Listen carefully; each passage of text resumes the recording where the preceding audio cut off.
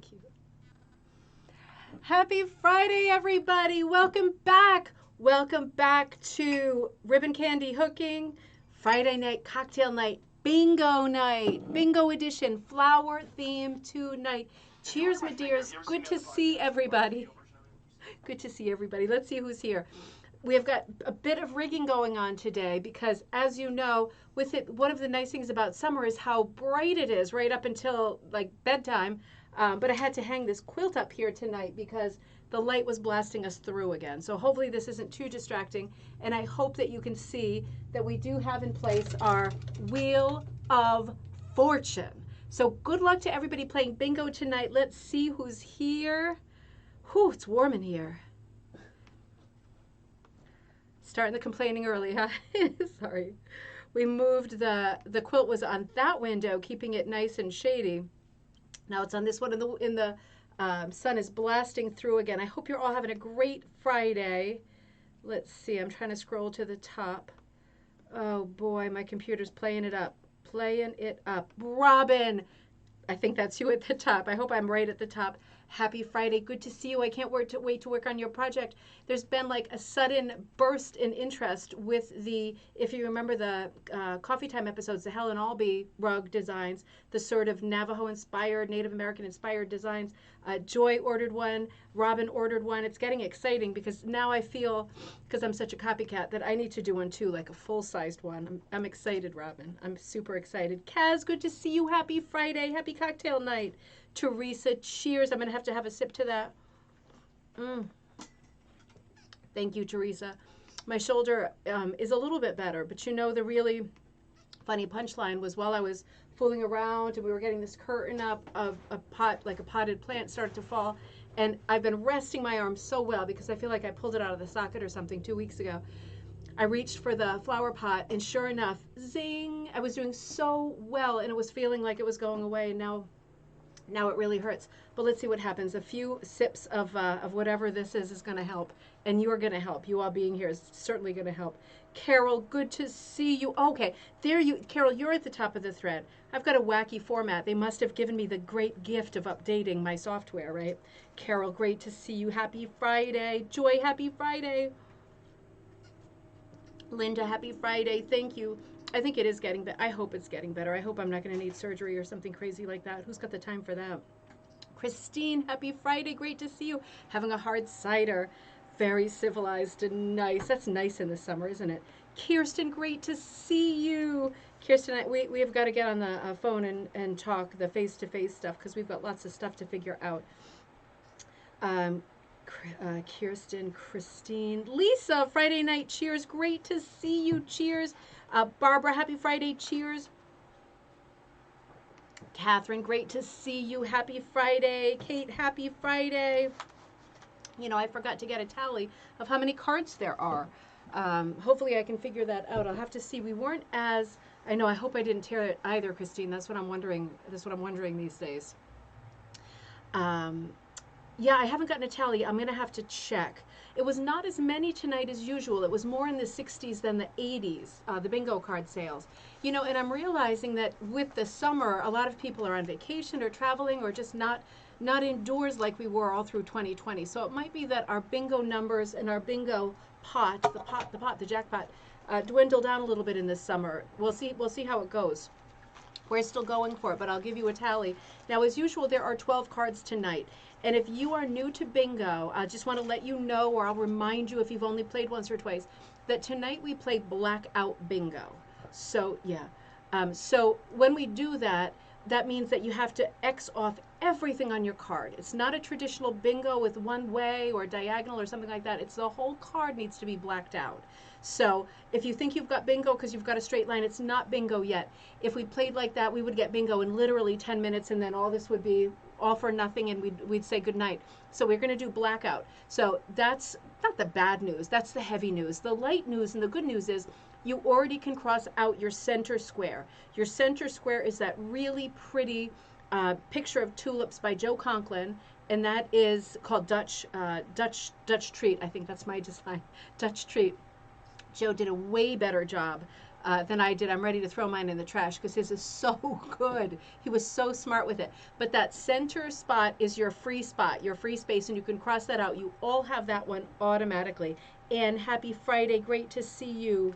You haven't done the online bingo yet. Well, good luck to everybody. Super fun. I'm going to spin the wheel and then I'll make a call. Now, this is a rug hooking night too. This isn't just about, it's not just about winning. You know, we're going to talk about the rugs and look at all these beautiful rugs. I have to give a huge, enormous shout out to Kyra again, who did this bingo card again. She came up with this great theme of flowers. Put on some flower stuff tonight to be festive. She's not on tonight because this is, I hope you don't mind me saying, this is her last night before her son goes to camp to work this summer. So they're having a real family night tonight. A bit sad and all that, I'm sure. So big shout out, big hugs, big love to Kyra. Thank you so much for doing this. It saves me like days of work. It helps so much. It makes it possible to keep going with these special nights. So Kyra, thank you so much. So also I just wanted to say quick announcements. What did I want to say? Van Gogh is coming up on Sunday. The first Van Gogh, there's one Designing Like Van Gogh on Sunday and another on Wednesday. Same thing. It's a design class. It's the best one ever. I've been working on it for the better part of the last 2 days.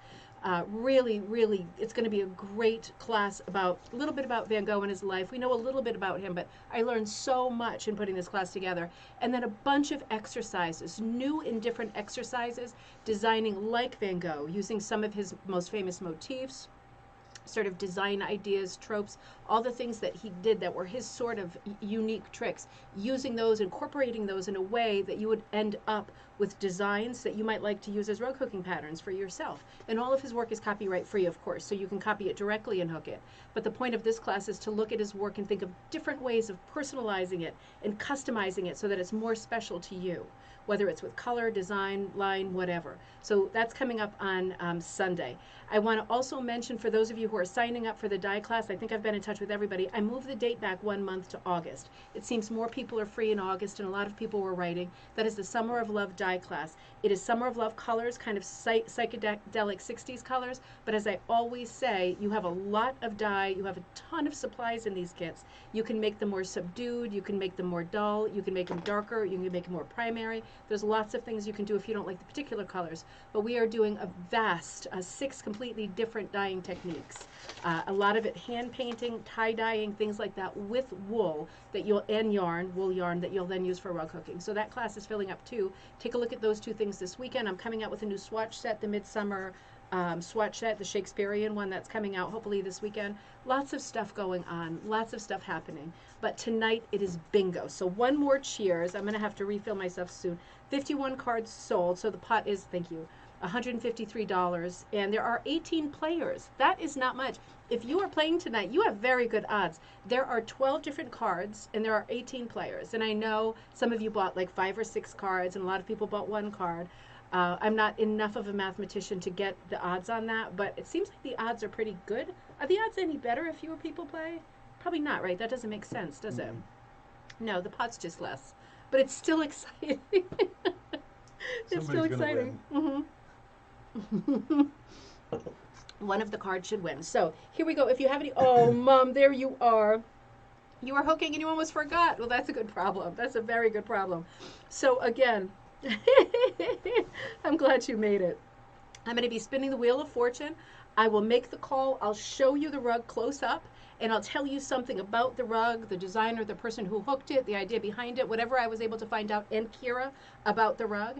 And then if I make the call that you have the square that I'm calling, you mark it off on your card, and you keep going. If you're playing multiple cards, please ask me if you get caught, if you get behind, you want to know if a certain number was called, just give a call. This is just for fun. Nobody's going to shout at you if you need a review of what we've called.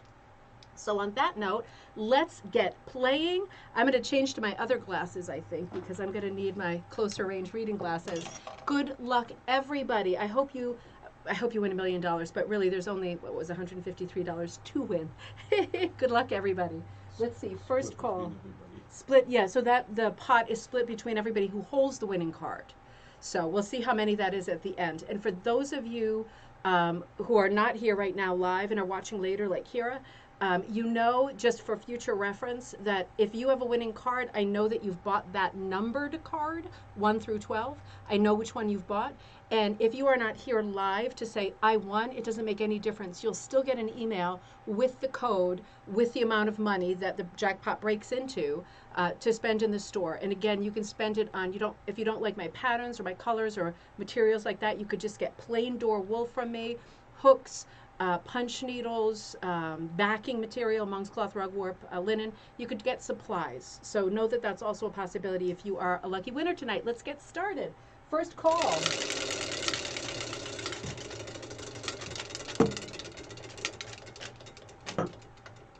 Oh, the scissors. I need the scissors way over there. First call. Let's see. We come closest to this. I think it's going to be this one. First call. Number 24. Number 24. Oh, isn't that pretty? Nice Pradi piece. This is what it looks like if you have it on your card. You bring it in focus. I might need a white. Oh, no, I might need that white sheet again. Isn't that pretty? Number 24. Floral pillow. This was a link. This came up on a link, Rug Hooking Magazine. And it's called Pradi. It was just called Pradi pillow. Everything about it was unknown. It was a Pinterest link that went back to the Rug Hooking Magazine. This is a bit of a lackluster one in terms of information to start with because the link was broken. As you know, this can happen on the internet, but it was hosted by Rug Hooking Daily. I'm sorry, not Rug Hooking Magazine, Rug Hooking Daily. And the Pinterest link was broken, which often happens. So if you know who the maker is, give a shout out. But this is a gorgeous pillow of a garden gate with tons of Pradi work done in the foreground. This is number 24, and this is our first call. Should I put them all in a pile in case we need a total review? Yeah. Okay, call number 2. Here we go. Let's see.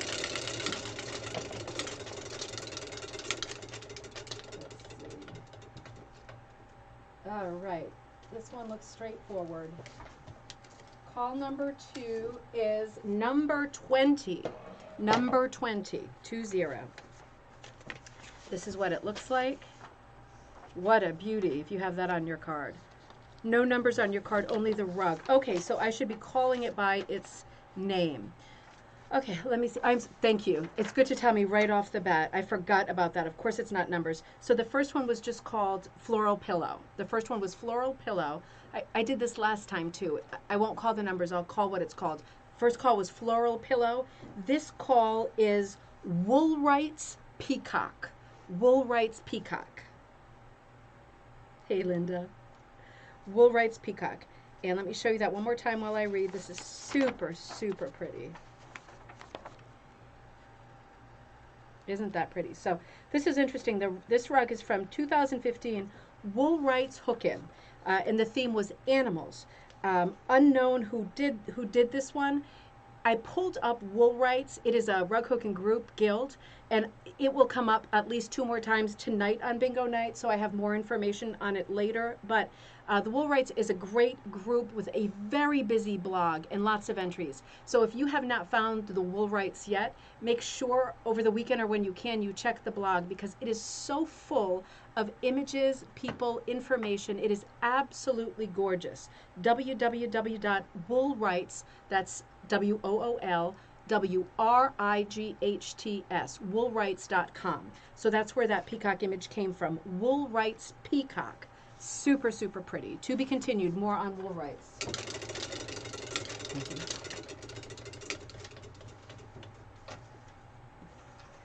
All right, call number 3. Oh, I stole this one already. Let's see. Oh.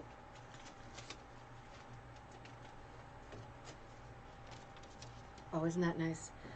Call number 23. We'll give you the name in just a second. It looks like this. Number 23. Oh, my left arm. Is Iris Trivet. Iris Trivet. Isn't that gorgeous? By Trish Johnson, 2014. Now, what I know about this, I did a little bit on Trish Johnson. She was named in 2014 the Rug Hooking Artist of the Year by the Rug Hooking Museum of North America, which is in Canada. Now that year, it was Sybil Osika who was named as the American counterpart for that award. But Trish Johnson in Canada, 2014 Rug Hooking Artist of the Year, they displayed her work at the Rug Hooking Museum that year, a whole sort of retrospective of her work, which I'm sure was a great honor and an amazing show. She's been hooking since 1988. She was self-taught for her first 4 rugs, and then she joined the Georgetown Rug Hooking Group in 1999. And she says, quote, "I used to live in Fergus and drive to Georgetown to hook. Now I live in Toronto and I still go to Georgetown. It is such an active group. I joined in a beginner class with Shirley Lyons after I'd been hooking on my own for a few years." And she says she has taken many hooking workshops and belongs to the teachers branch of the Ontario Hooking Craft Guild, the Georgetown Hooking Guild, and the Upper Toronto Hooking Guild. I'm saying all this because I know there's a lot of Canadians on, and maybe you don't know of these places. It's worth writing down and researching. Trish says, "I love the feel of wool. I love the soft, warm fuzziness of hooking a rug, especially on a cold winter night. I feel content hooking at home alone, but I also like hooking with others. We hook together, we share stories of our lives, and we become friends." Johnson hooks rugs about places that are important to her family history, trying to answer questions about what home means to her. Home is where the heart is, and all of her rugs are about things and events that are dear to her heart. She designs her own patterns, mostly from her own photographs, dyes most of her own wool, and likes to use some recycled wool from Goodwill. She's been featured many times in Rug Hooking Magazine, also in Celebration, published by Rug Hooking Magazine, Celebration of Hand-Hooked Rugs. And there is a website where you can look at this Iris Trivet and some of her other work, and it is called www.aneedlepullingthread, like the magazine that we've talked about, aneedlepullingthread.com. So again, this was Iris Trivet by Trish Johnson. All right. I'm going to have to top myself up already. Thirsty. That was a mouthful.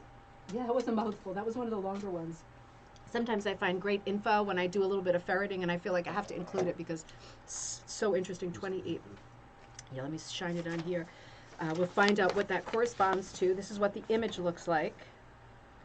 Ooh, that looks like a latch. This is for me, number 28. For you, it is called Flower Garden. Interesting. Okay, so this is what I have for you about Flower Garden. I'll show it one more time. Flower Garden. There was a time when no working class home in this part of the country would be complete without a rag rug or two. We had a big one on the tiled floor of our kitchen when I was a child, and I used to love its colors and patterns and the way it kept my little bare feet off the cold floor. It seems that this traditional craft is having somewhat of a resurgence. This is Isabel Waterhouse talking. Now that recycling is fashionable and fun, and people are enjoying crafts again as a hobby. Now, Kyra found this on Salt Air Daily photo blogspot. Again, Salt Air Daily. And this was done, and this is certainly a latch. This was done by Isabel, that's Isobel Waterhouse. This is certainly a latch. You see that deep, high pile? You know, we just did this episode, right, this past week, I think it was Monday, on Coffee Time, where I was talking about soapboxing it a little bit, talking about latch rugs and defending the latch rug as a rug form, as an art form, as a hobby. Like everything else, if people enjoy it, they can come out gloriously beautiful and as fine as anything else. And I'm happy to always include latch hooked rugs on our Facebook page, which is Rug Hooking and Punch Needle Club, but also when we talk on Coffee Time in situations like this, because many people have such fond, nostalgic memories of latch hook rugs being on the floor of their family home, and also of latching them as a young person. Like I remember doing that in the 70s. Super fun memories. Next call. Number 3 looks like this. Isn't that cute? This is called Just a Cat. Just a Cat. 24 3/4 by 30. Number 5 and number 7 cut on linen. This was featured in Celebration number 27. Now this is designed by Star Atwell and Capri Boyle Jones. And this is hooked by Star Atwell. So when I looked up Star Atwell, I had trouble finding her, and she obviously this is not the rug of someone who started yesterday. This is like phenomenally great with the black-eyed daisies or black-eyed Susans, whatever they are, chrysanthemums or whatever, just beautiful shading and colors. So I looked her up and I had a hard time finding her. There were quite a few images that were hooked by Star Atwell, that's Starr, online, and they all like tied back to Rug Hooking magazine pages. So I'm thinking she didn't have a page of her own or a blog or anything like that. She's a person who, it seems, hooks for fun, does phenomenal epic type work, and has been associated many times and had her work shown many times in Rug Hooking magazine. So that's what I was able to find out. She's in Columbus, Indiana, and she hooked this little gem, Just a Cat, in 2015. I mean, that, look at even the leaves at the bottom with the flowers, that little flecks of yellow. So much detail. So good. So good. All right, next call.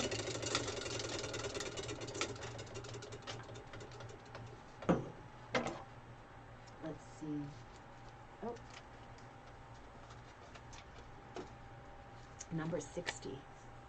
It looks like this. And it is called Rose Mailing, just like rose mailing painting, you know, the decorative folk painting, by Astrid. Why doesn't it say? Okay, Astrid Nielsen, Neilsen. Astrid was featured in Rug Hooking Magazine's annual celebration, 10, 15, 16, and her work had been shown in many exhibits. Her rugs are all handmade, heirloom quality, one loop at a time, she says, on a durable linen base with colorful wool fabrics from her personal collection of wools. Each of Astrid's rugs is unique, colorful, and often inspired by her Norwegian heritage. Astrid Nielsen. So she has a blog spot, and that's where this image came from. It's a norwegianwool.blogspot.com. So that's easy, right? Astrid Nielsen. Rose mailing is just such a fun thing. This is another one of these crafts. If you've ever done decorative painting, you know, it was so much more popular, I think, in the 80s, 90s. You would get these little books, these small books with lots of images in them, and you would look at the way they were painted and think, oh, I'm going to do it just like that. And they were always so complicated, so difficult. But rose mailing was one of those things that came up again and again during that time as a design motif when folk art, particularly Pen Dutch type folk art, which is strongly associated to, in style, Scandinavian crafts. So this is rose mailing, and that fits right into that category. Look at the way, I'm going to bring it up closer, look at the way the background is done. It's not just a marble cake or a hit or miss. She's really followed the lines, you know, done a real dance between the motif of the flower and the border. Done a real geometric type of a dance. It is just gorgeous. What a gorgeous rug that is. All right, let's see. I'm gonna pour a little more. I know I look like a lush, but you know what? It's Friday night. It's hot in here. Let's see. Still hot? It's warm. It's warm. I know, it's like I can complain about anything because it was too cold earlier.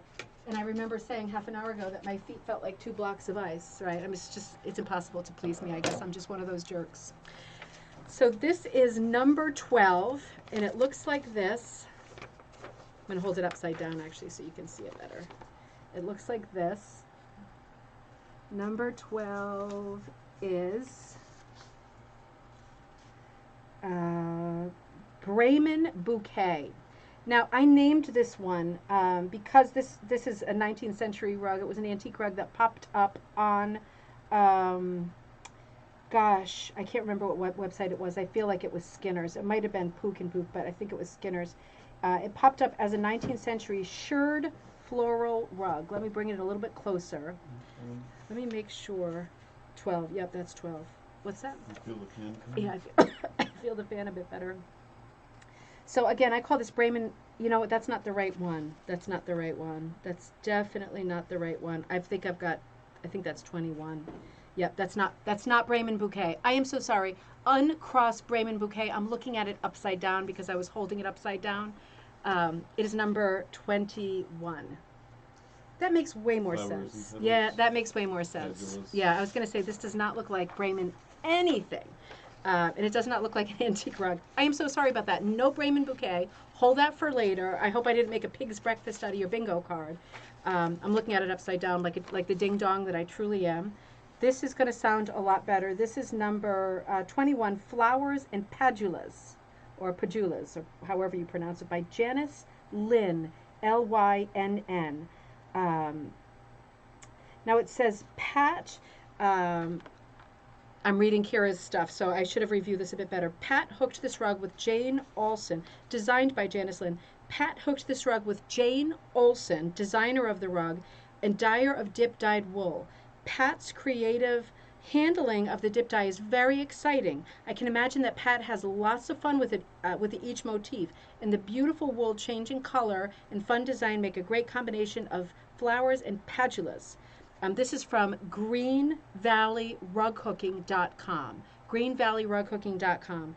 And greenvalleyrugcooking.com is the new home of Jane Olsen Rugs, right? That website is a dead link. The new home for Jane Olsen's Designs, OLSON, is Green Valley Rug Hooking, which is maintained and managed by her granddaughter, whose name is Geeta.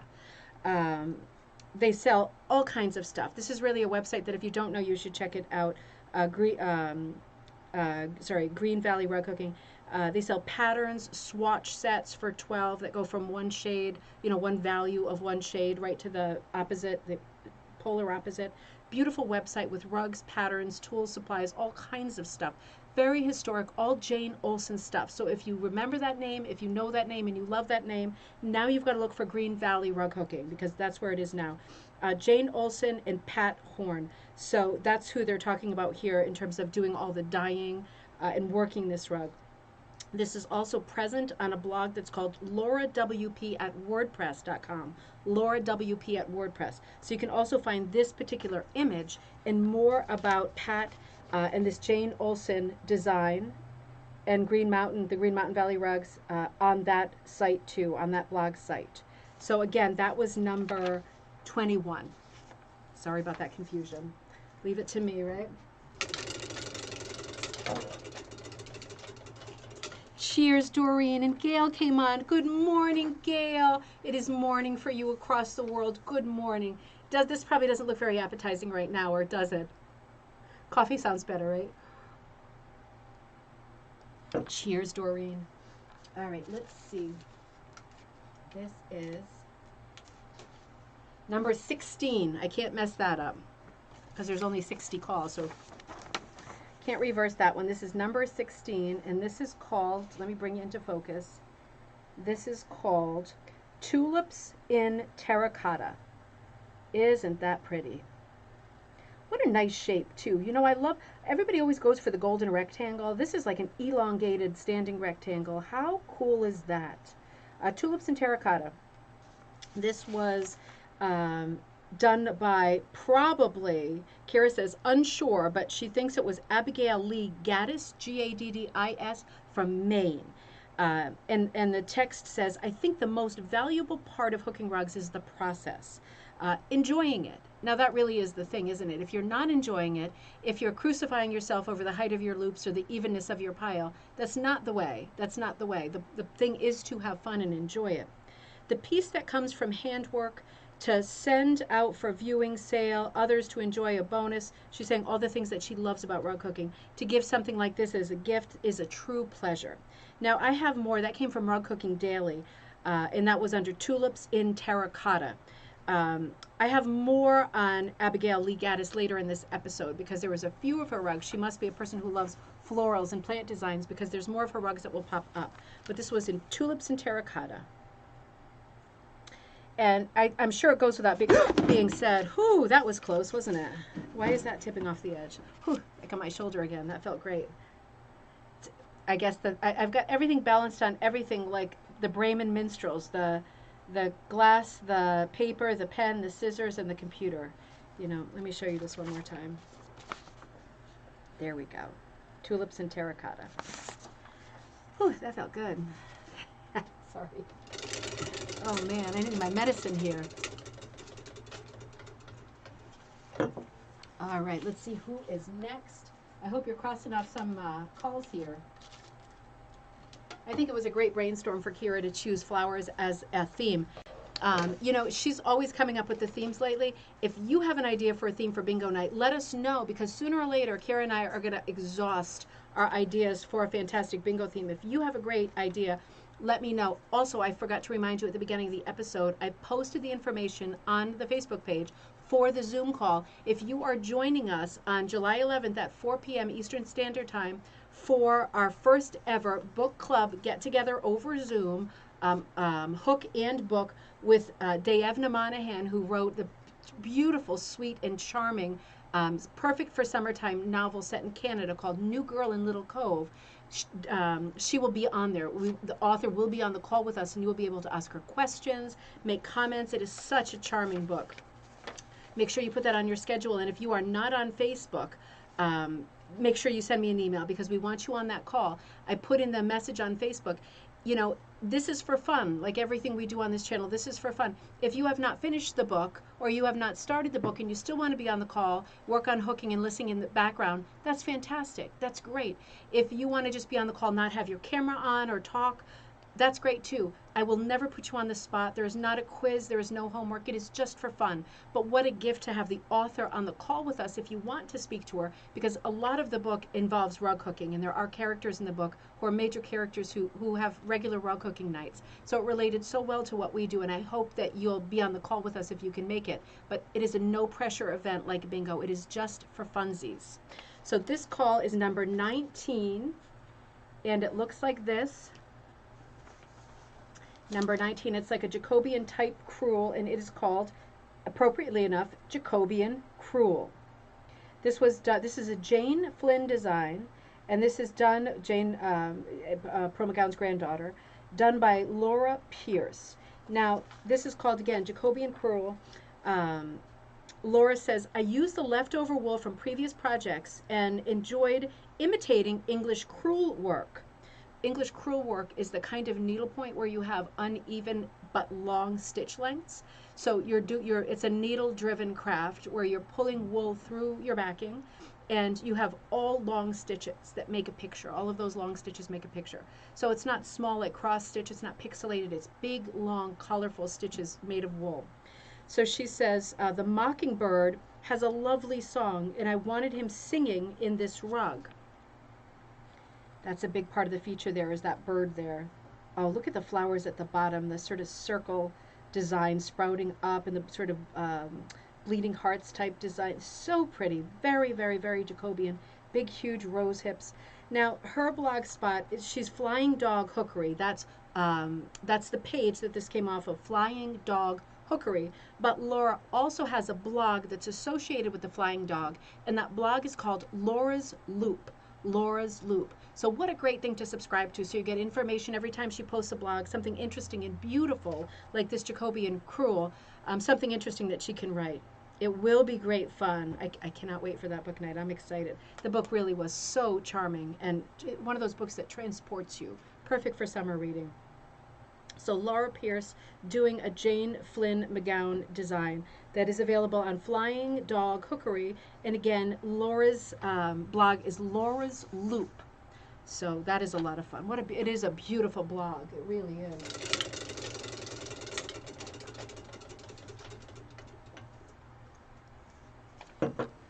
All right, next call.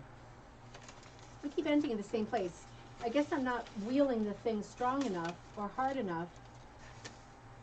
Do you ever wonder what the mechanics of that are? Do you ever watch Wheel of Fortune and wonder what is the benefit of putting your shoulder out, wheeling the wheel, versus just wheeling it just a little bit? I wonder if there's a minimum spin you need to put on the thing without it being, completely. It's got to go around at least one time. Is that the rule? I was going to say, you don't want to be. You want people to respect you for the wheel. But you don't want to be so ridiculous that the prop flies across the studio and kills someone either. There's got to be a happy medium, right? So this is number, for us, 33. It looks like this. This is very different. Let me show you this little guy. If you have him on your rug, you can start searching. This 33 is Elaine's stool, Elaine's footstool. I think I might have put footrest because it didn't sound quite right, if you see what I mean. Elaine's footrest. So Elaine was this is Elaine Cathcart, a Cathcart. This was a Pinterest link. Again, Elaine Cathcart, Cathcart. Elaine was interested in trying anything to get a fun, funky, artistic piece. You'll see felting. So this is things that you'll see on this Pinterest page. You'll see felting, coiled circles, right? The coiled circles that look like quilly, you know, when we do those wrapped up circles, super cute. Applique, clipped loops. This is, I think, maybe an international blog, because some of these phrases that we're using are a little bit different than we use in the US. Couching, etc., and many different fibers besides wool. So that's an interesting thing to look up. It's a Pinterest page, and it is run by Elaine Cathcart. So if you look up her stuff, you can expect to see all of those different mediums, everything to do with wool, but all of those different mediums. And this one was called Elaine's. Can somebody just confirm that for me? I think at the end I did Elaine's Footrest. Beautiful, absolutely beautiful.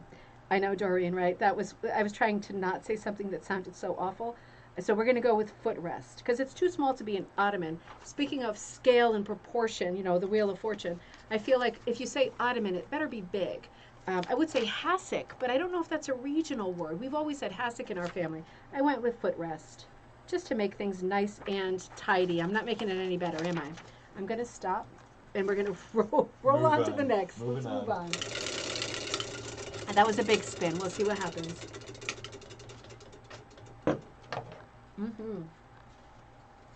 Okay. So this is number 51, which translates as, this is what it looks, oh, isn't that gorgeous? Translates as Red Rose. Red Rose by Gail Becker. Gail Becker, Gail Becker. Now this piece was Gail's response to the ATHA Red Challenge of 2011. And this image came out, this is on Laura's WordPress, so laurawpwordpress.com is on her WordPress blog, but it also appeared at the ATHA Biennial in Lancaster, Pennsylvania in 2011. You know how once in a while ATHA, which for those of you who are just beginning to become interested in rug cooking, ATHA is the Association of Traditional Rug Cooking Artists. It is a group, you know, a regional group where you join and you have these meetings and you get together, you hook together. There are often speakers. There's news and information. It's a social group, but you also learn things. They also publish a magazine that is fantastic. It is fantastic. And they have all kinds of contests and things like this. The Red Challenge happens, and Gail Becker's response is this beautiful red rose. Perfectly appropriate for the Red Challenge. You know, I have to take out that issue and see if I can find other examples of rugs that showed up for the Red Challenge and were published in that edition of ATHA. Because if that's an example of what they look like, they are all going to be gorgeous. Topping myself up a little bit here, being a real pig. Let's see. All right, I think the closest one is actually hiding back here. I try to get the one that's, you know, close to here and right up on this axis here. Now this is going to be number 43, and let me give you a little preview. For you, it is called Hollyhocks. Isn't that pretty? Let me bring it in focus. There we go. Hollyhocks by Jean Ottoson. Ottoson. Jean Ottoson. Look at that, the sweet picket fence. And, you know, speaking of Van Gogh, look at that fantastic Van Gogh sky. All of those swirls. Isn't that gorgeous? You know, look at the way, I don't have time to do this on the show, I know, because it's a long night, but you have to love the way, this composition is fantastic. The verticals, right? The verticals of the hollyhock reaching up into that very fluid, that very circle-driven sky, those straight up hollyhocks going down and meeting that also very solid vertical structured fence. With a structured fence like that and those tall vertical lines, you can do all kinds of crazy stuff with swirls, and your composition is really going to sing. You've got the perfect marriage of lines, right? You've got those strong lines, almost like a tomato plant, hanging on there, and then you can swirl it out in the background. That's what Van Gogh did too. We'll be talking about that Sunday and Wednesday. It's exactly what he did. So that was number 43. That was Hollyhocks by Jean Ottoson. That came up in Rug Cooking Daily. Also another blog, another page that you have got to subscribe to, because there's all kinds of conversations and information happening there always. Raw Cooking Daily.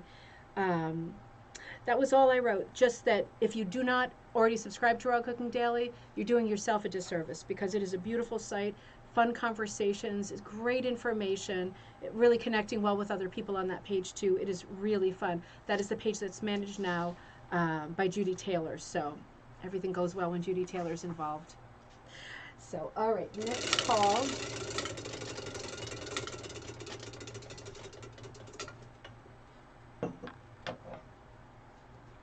Gail, you retracted a message. I wonder what you said, because I see message retracted, then I see yes, coffee. And I'm wondering if your first message said, yes, I'm having a beer, or something like that. I'll leave it up to you. But I bet it was funny. So this is number...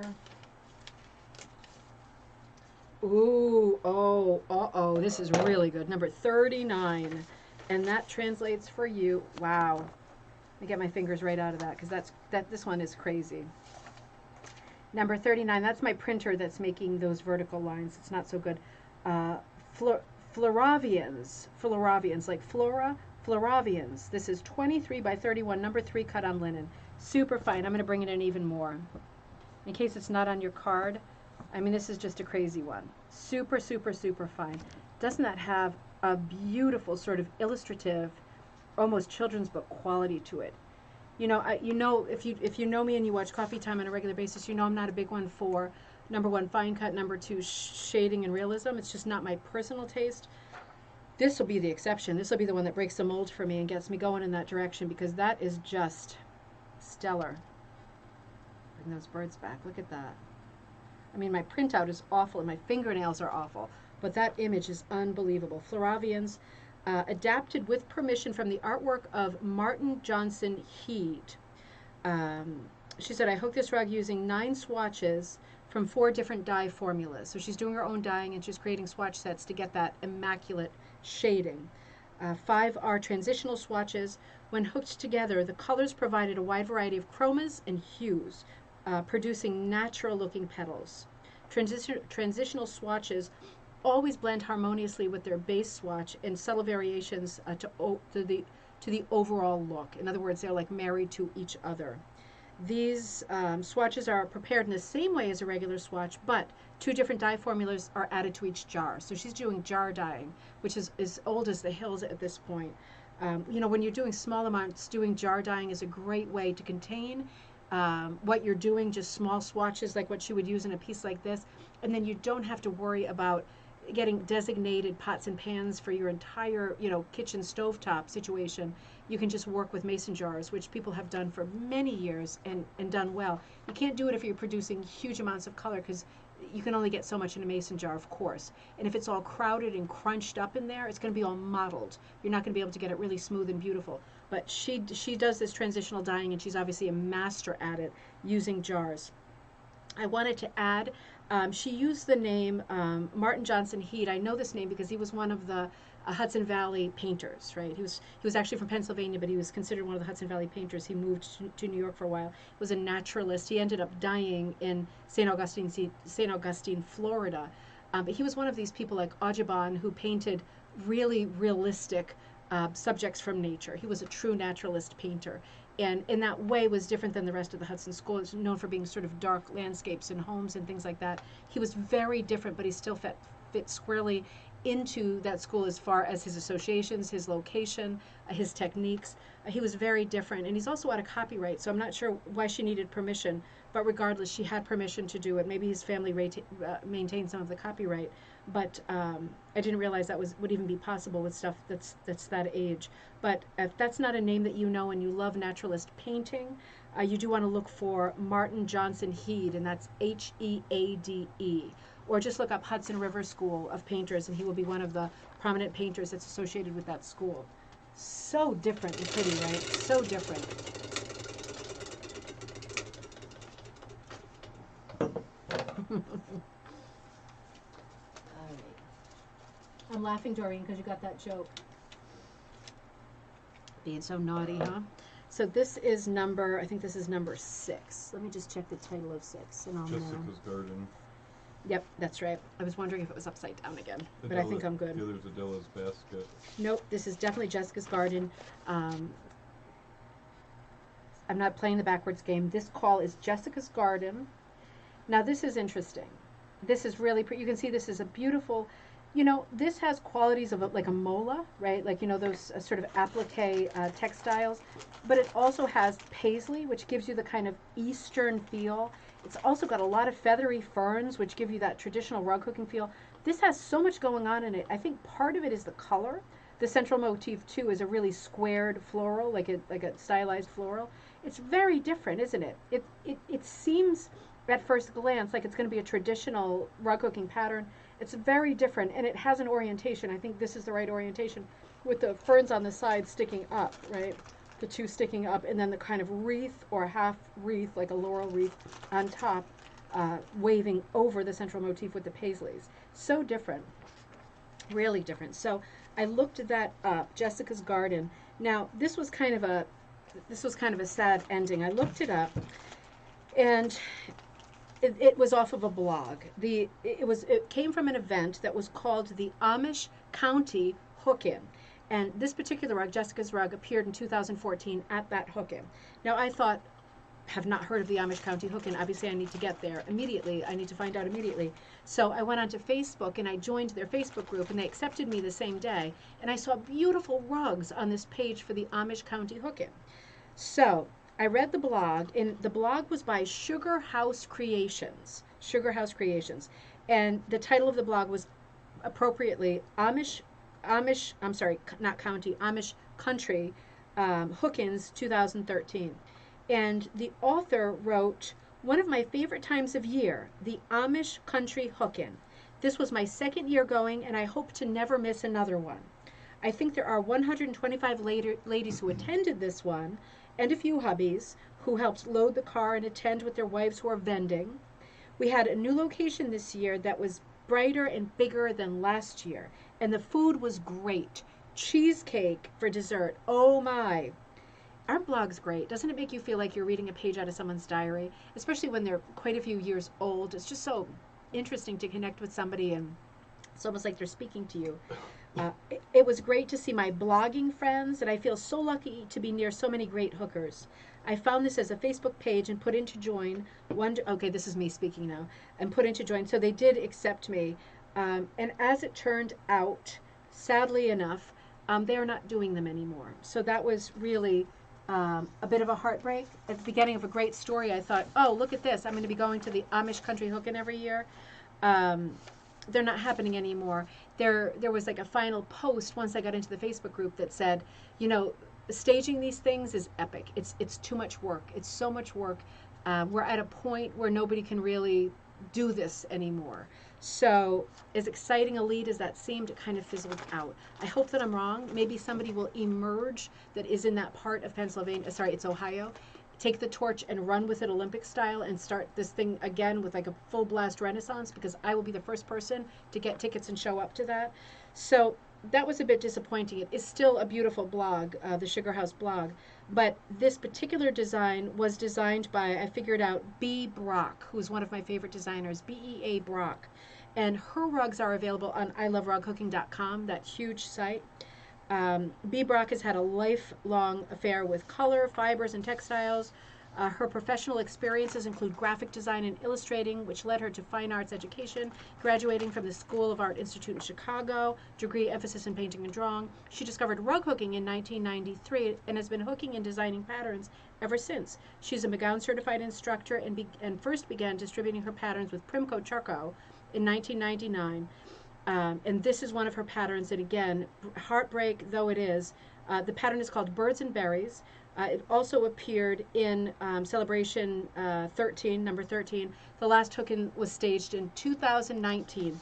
If new information comes up, I will let you know, because now I belong to the Facebook page. If you want to join the Facebook page too for the Amish Country hook-in, join it, because you never know. Live in hope, right? Live in hope. So anyway, that's it's to be continued, I hope.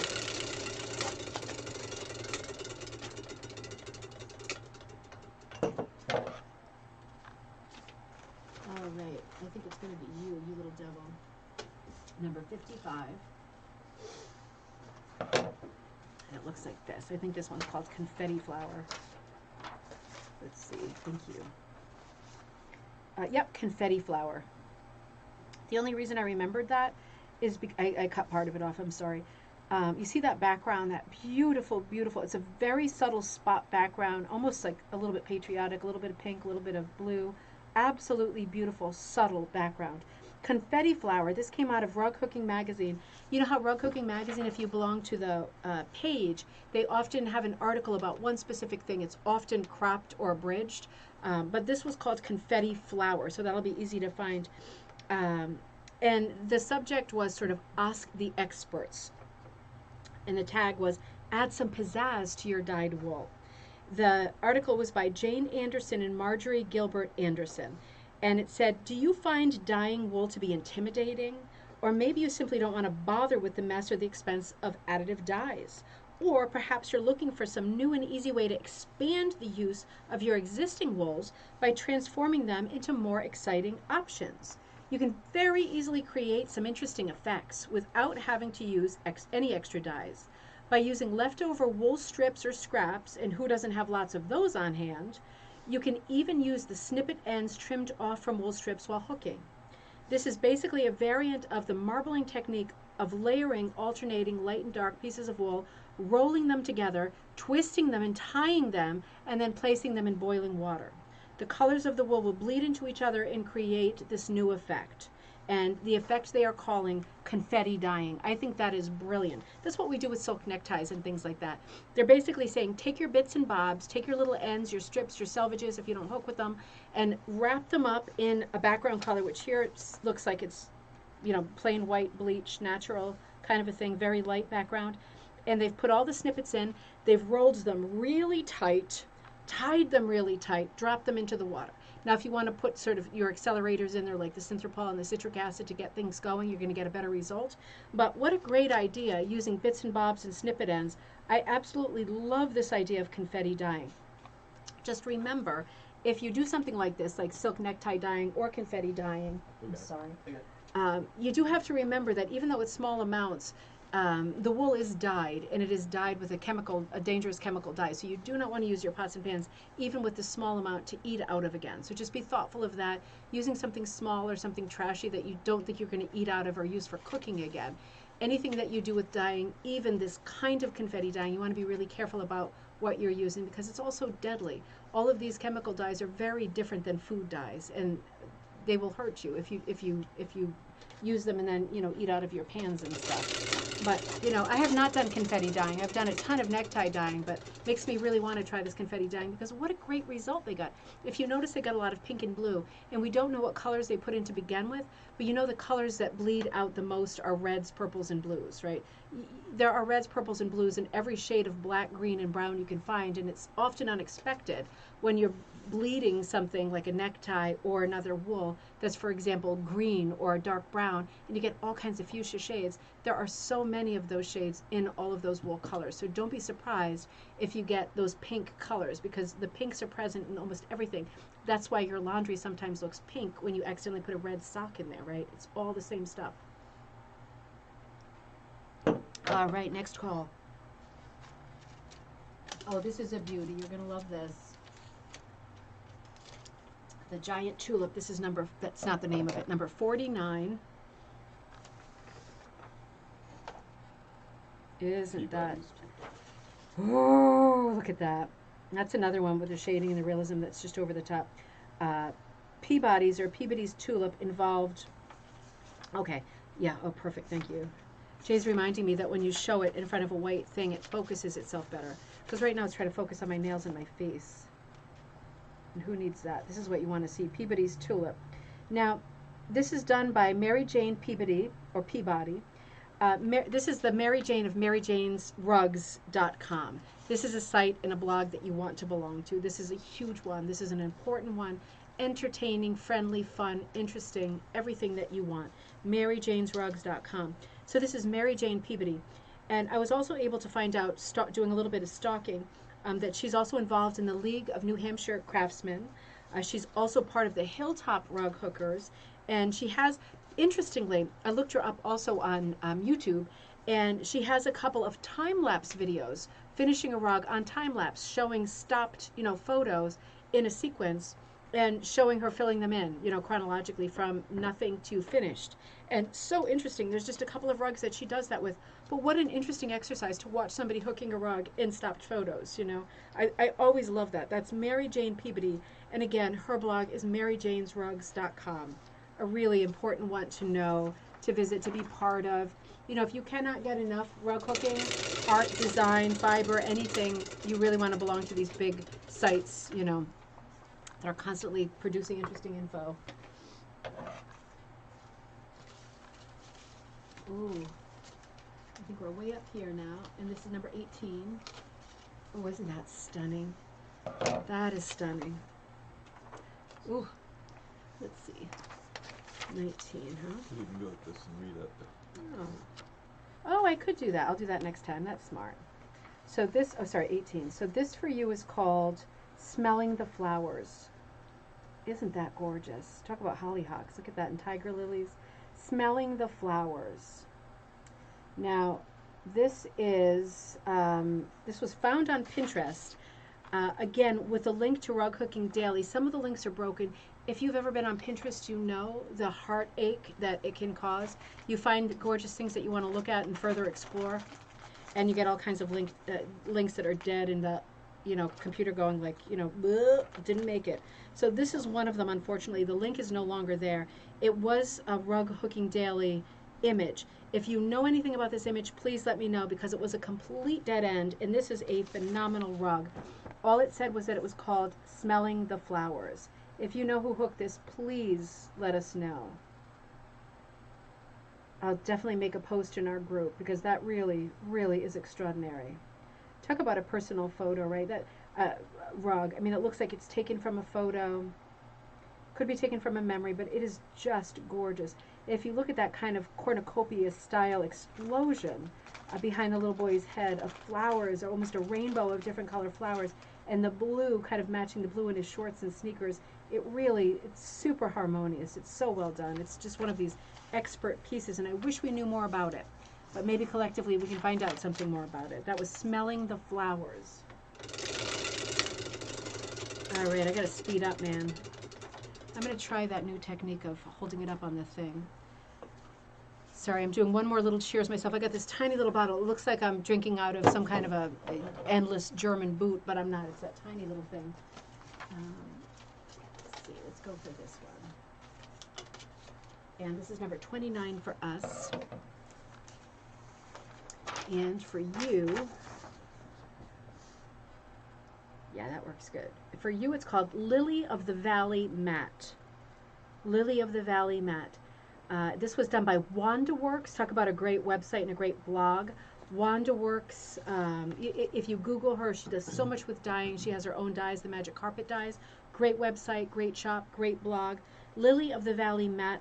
I created the welcome mat and an author of the dyeing column in RHM, Rug Hooking Magazine, for rug hookers to find new ways to bloom in the garden of life.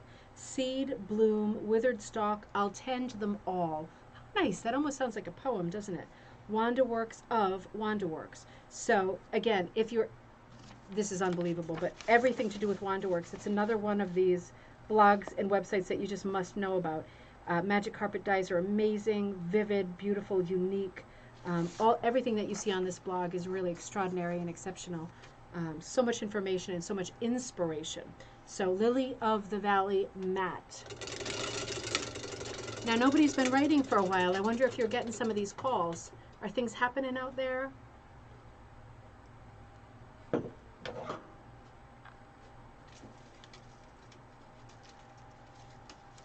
All right, 17. Number 17 for you is, first let me bring you in. Yep, there we go. Flowers in a Vase. Flowers in a Vase. 14 by 20, number 4, number 5, and number 6 cut on linen. Isn't this pretty? Now, this isn't going to be surprising to you. Hooked in Dingwall, Scotland. Now, it was hooked by, we'll get to that in a second. I'm reading from the page, Bridget Webb, W-E-B-B. I'm reading from her Pinterest page, and she says, I admire the artwork of Charles Rennie Mackintosh, a Scottish architect, designer, watercolorist, also furniture designer, just major arts and crafts name. This rug is my tribute to him. Some work is governed by what I found in my stash, particularly as most of what I'm using is imported from America and Canada. I know it's very hard for Europeans and people in different parts of the world to get the materials they need to do rug hooking, which is uniquely a North American craft and shouldn't be. But at the moment, it's just the way it is. It's difficult. The rug was determined by the size of the piece of backing I had on hand left over. I often draw directly onto my backing, as any mistakes will be covered up by my hooking. Isn't that a liberating thought? Draw directly onto your backing. If you make a mistake, who cares? It's going to be covered by wool anyway. Nobody cares as long as you can see what you did and what you meant to do. People ask what inspires me to hook and design a rug. The answer is as varied as life itself. Almost anything can and does inspire me.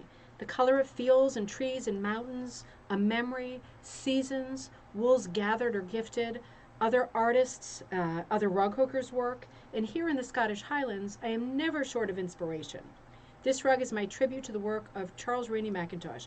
I find his work to be beautifully stylized with a wonderfully deceptive simplicity. That is so true.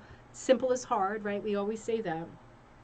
Often featuring flowers and geometric elements. I wanted to create my own design that would be recognized as being influenced by him, but in no way copied. A hat tip, right? Most of my designs are drawn directly onto backing, she said that. But in this instance, I drew freehand onto the red dot, which is a transfer medium, and then transferred it onto the linen. Now that's a great tip, because I know some people will only use red dot, and they love it, and that's their favorite method. Interesting that she would draw directly on that and then transfer it straight onto the linen. And she said, I confess, I did make alterations as I hooked the first draft pattern. This came off her Pinterest page, and again, her name is Bridget Webb. So different and so pretty. And again, one of these sort of elongated rectangles, that's the second one we've seen tonight, that's a tall rectangular shape. It screams Mackintosh, but she's right, it's not a Mackintosh. The thing that really distinguishes it are the colors. Have you seen a lot of Mackintosh with Mackintosh compositions in blue? Because I know I haven't. Those sort of autumn colors, wood colors, warm colors, but cool colors, no, I don't associate that with Mackintosh at all. So she really went out on a limb and did something different. Blues and orange. That's more Van Gogh than it is Mackintosh. But the lines scream Mackintosh. So interesting. All right, let's see what we've got here. This is number 22. And, ooh, let's see. Poppy chair. Yep, that's just what it looks like. Take a look at that poppy chair. Have you got that one on your page? Get my fat fingers out of there. Poppy chair, an inviting chair, especially on a cool day. Now this came from, again, Laura, we did this before, Laura, Laura's Loop, WordPress.com, an inviting chair. Pat's teacher was Kathy Ludlow. So this is Pat again. We did this whole dialogue earlier. Pat definitely has mastered the shading, the development of her poppies. Her poppy swatches seem to include a duller version that she used for shadows and relief. I'm guessing that this is a poppy color dyed over. This is a British blog. I can tell by the spelling. The beige wool used as a background. There are little bits of yellow and the tips of some petals that add some excitement. Pat Horn, H-O-R-N, Pat Horn. And this comes off of laurawpwordpress.com. So I mentioned that earlier for one of our other rugs, same blog. I think that was the footstool. But now this is the poppy chair. Oh, Cynthia, good to see you. Good to see you. So we are looking at some beautiful floral rugs. These are all beauties tonight. And Kyra did all of the gathering of all of these great images. You know, if you think of a theme and or if you have rugs that you want me to use for bingo night, just let me know. I would love to use your rugs to show off. I know that they're gorgeous. I know that they're all gorgeous. I would love to show your stuff off. You could always just send me an email to ribboncandyhooking@gmail.com that says, here's some rugs you might want to use for a future bingo. And then I can kind of catalog them and class them according to subject and use them for a future bingo, because I would love to use your rugs too. Please like, subscribe, share. You're commenting already. All of these things help the channel. All of these things help our video. And all of these things help new people find us. And you know what is so exciting? And I know it's going to be exciting for you too, not just me because I'm in business. You can't imagine, honestly, how many people write me every week. It's several people a day and say, I'm completely new to rug cooking and I found you on your YouTube channel. The only reason they found me on my YouTube channel is because of these crazy, abstract, mysterious things called algorithms and things like that, where you're liking, you're subscribing, you're sharing, you're helping me make this channel visible to new people. And new people are coming on and saying, I would like to try this. Where do I begin? And it's the best kind of email to get. Somebody new who's starting out, who's interesting, who wants to join us on this crazy journey, doing art, doing textile art, sharing, you know, I mean, it's the best. It's the best. So like, comment, subscribe, anything you can do that makes makes the channel Ribbon Candy Hooking more visible. I really appreciate. This is number 46. There's only 60. Number 46. Sorry, doing some upside down magic again. 46 here. Another beauty. Poppy seed. Do you have poppy seed on your card? This is 28 by 43, number 3 cut on linen. Super fine. Check that out. Super. Isn't that lush and gorgeous? Very limited palette, just black, just the yellow tone. Thanks, Mom. Just the pinks and the scarlets. But that is, you know, you've got lots of pinks and scarlets in this. That is just over the top. Gorgeous. So that is 46 poppy seed. This is done by Peggy Hannum, Hannum. Peggy Hannum. I'm an avid gardener and I have an affinity for poppies, planting a new variety each year. So no surprise that in my collection of old heirloom patterns, those are the ones from Providence, right? The Louise Zeiser patterns, the heirloom patterns. She has this one, this image that she hooked. I can't recognize this off the top of my head, but you know I'm going to go through my heirloom catalog, see if I can identify this pattern, just to look at what the line drawing looks like. She says, Nancy Blood color planned this rug for M.D. Shores, and during that week we concentrated on ruffles and pleats. When the rug was almost complete, a friend looked at it and said, where are the poppy seeds? I was at a loss and finally realized that several of my buds actually had been seeds. I had a bit of rethinking, in parentheses, a more pleasant euphemism for ripping out. Oh no, to do.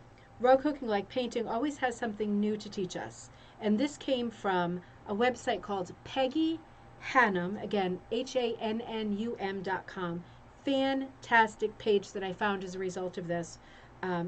She's been in you probably already know the name. I didn't. So many articles of rug cooking, celebration, everything. Many articles of rug cooking. They're all there on her page, her gallery, all of these sort of mentions, examples of her work having been in Rug Cooking Magazine over the many years. She is like legendary talent, style, absolutely beautiful. Again, this is an heirloom rug by Peggy Hannum, and you want to check out Peggy Hannum's site, Hannum. You really, truly want to. If you're out there, can you bring some wine back? Wine? Yeah, maybe a little bit. Sure. It's so hot in here. So hot. But yeah, I was blown away by just a little bit. I was blown away by Peggy's site. You know, it was just like I realized that when I pulled up her page and I looked at her rugs and I looked at the amount of times she'd been present and represented in Rug Cooking Magazine, I realized I was looking at someone who was an absolute rug cooking legend, and I was super ashamed of myself for not knowing the name off the top of my head. So that is someone who's going to require research, interest, delving, because this is just legendary work that she's done. You definitely want to look. Joan from Jamaica. Joan, I've missed you. You haven't been on for a little while. Summertime and good times, I'm sure, but I am so glad that you're there. Happy Friday night cocktail night. All right, let's crack on. We're going to crack on with number, for me, 59. Let me see. Right here. This is going to be for you, Tulips and Peonies. Tulips and Peonies. Beautiful primitive design. Let me bring you in focus.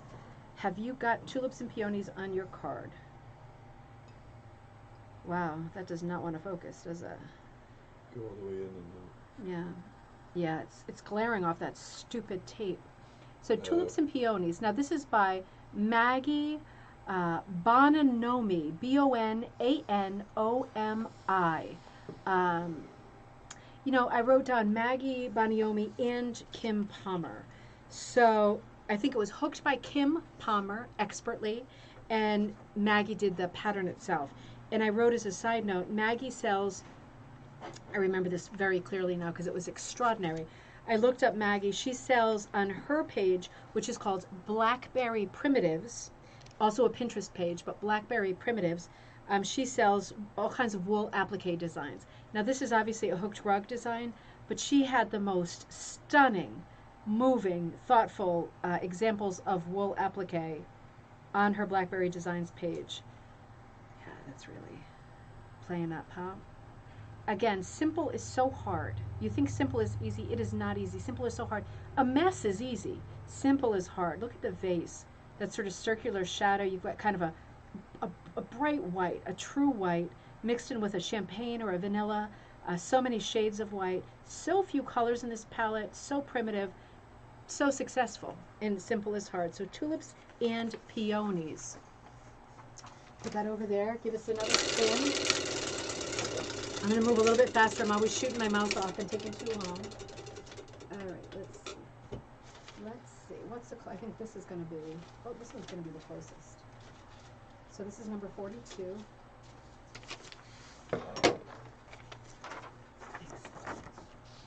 42 looks like this. And you've got, bless you, Francis's vase.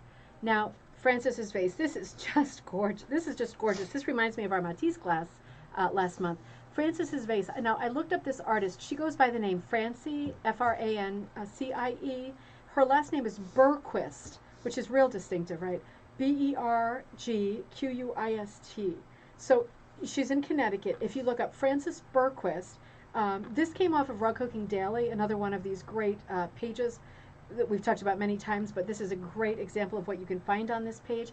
She is a little bit hard to track down. When I looked up Francis Bergquist, I found Francie Bergquist, and I found a lot more art, but it looked to me, what I found, as far as I could go down the rabbit hole of the internet, what I could find out about Francie Bergquist was she's more of a painter than a rug hooker, at least at this moment, and she does such colorful, expressionist, bright, happy, wild, colored still lifes like this one. This is what she paints.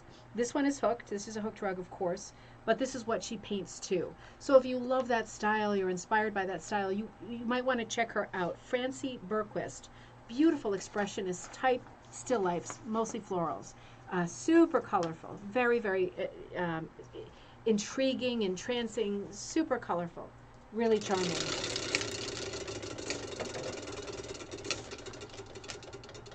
All right, next call is going to be number 2.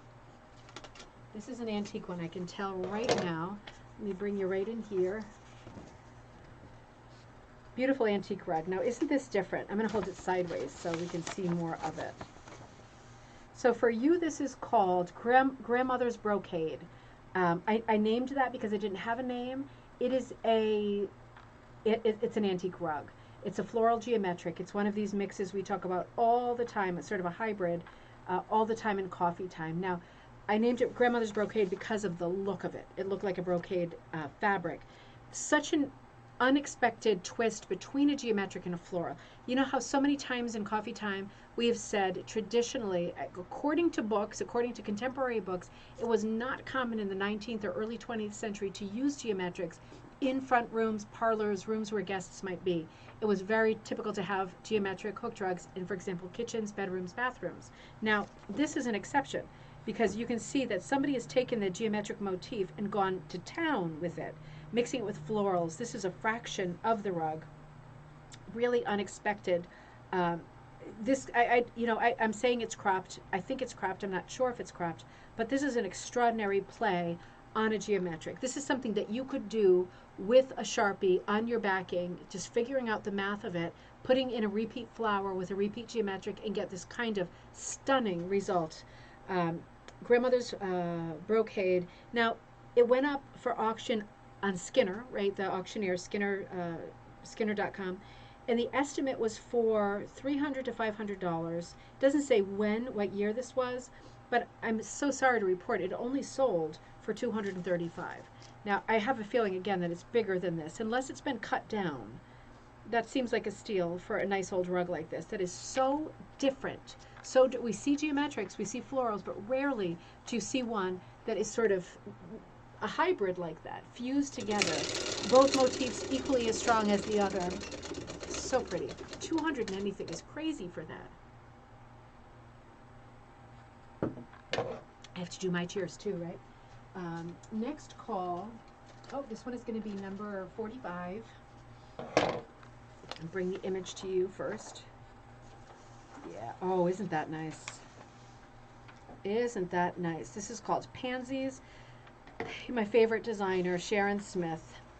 I'm going to make the shout out as I always do. Sharon Smith. I'm working on a writing project with her family, with her friend Sharon Smith. If you took a class with Sharon Smith, if you knew Sharon Smith, if you have any information on Sharon Smith, please be in touch with me at ribboncandyhooking.com.